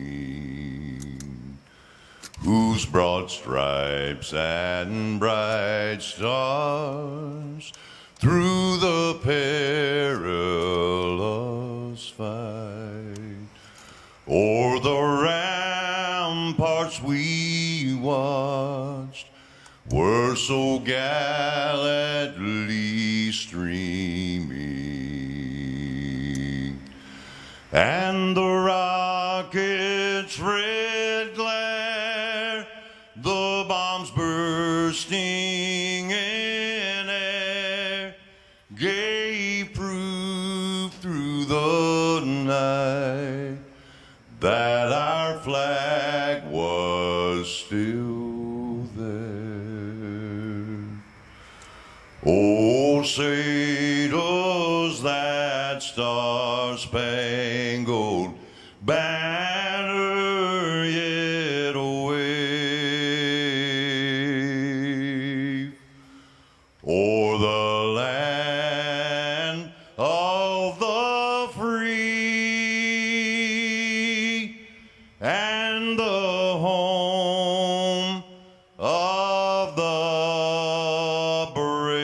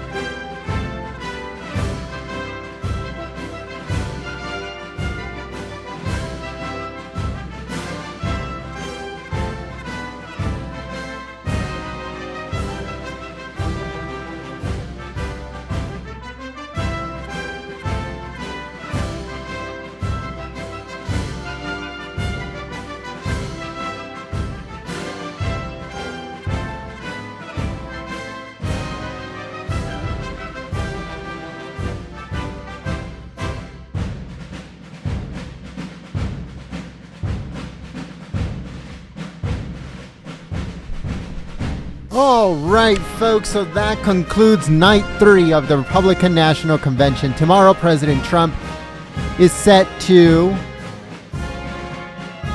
do his speech, his acceptance speech. It happens tomorrow around the same time, around 8 p.m. Pacific Standard Time. That's 11 p.m. Eastern, around that time. President Trump is going to be one of the last people speaking at the Republican National Convention. He's going to be closing right before Ivanka Trump. So Ivanka Trump first, and then President Trump is going to be delivering his speech. That is how it happened in 2016. It's going to happen the same way this time. President Trump is set to deliver his speech from the White House tomorrow, so make sure you guys join us live here at Golden State Times for full coverage of President Trump and the Republican National Convention. Thank you so much, folks, to everyone that shared the live stream, that helped out Golden State Times through Super Chat and membership. If you became a member today, welcome. Thank you so much for joining us here at Golden State Times and choosing us as your stream of choice. If you're new to the channel, we encourage you to subscribe and click that bell. Thank you so much, folks, once again for your help and your support, and we hope to see you guys here next time. But until then, my name is Jen. I'm from Golden State Times. This was our coverage of the Republican National Convention, Night 3, and we're ready for Night 4, President Trump's speech, Ivanka Trump, and others, starting tomorrow at 5:30 p.m. That is Pacific Standard Time, 8:30 p.m. That's Eastern. Thank you so much, folks, for your help and your support, and we'll see you very soon. Peace. Have a good night, everyone.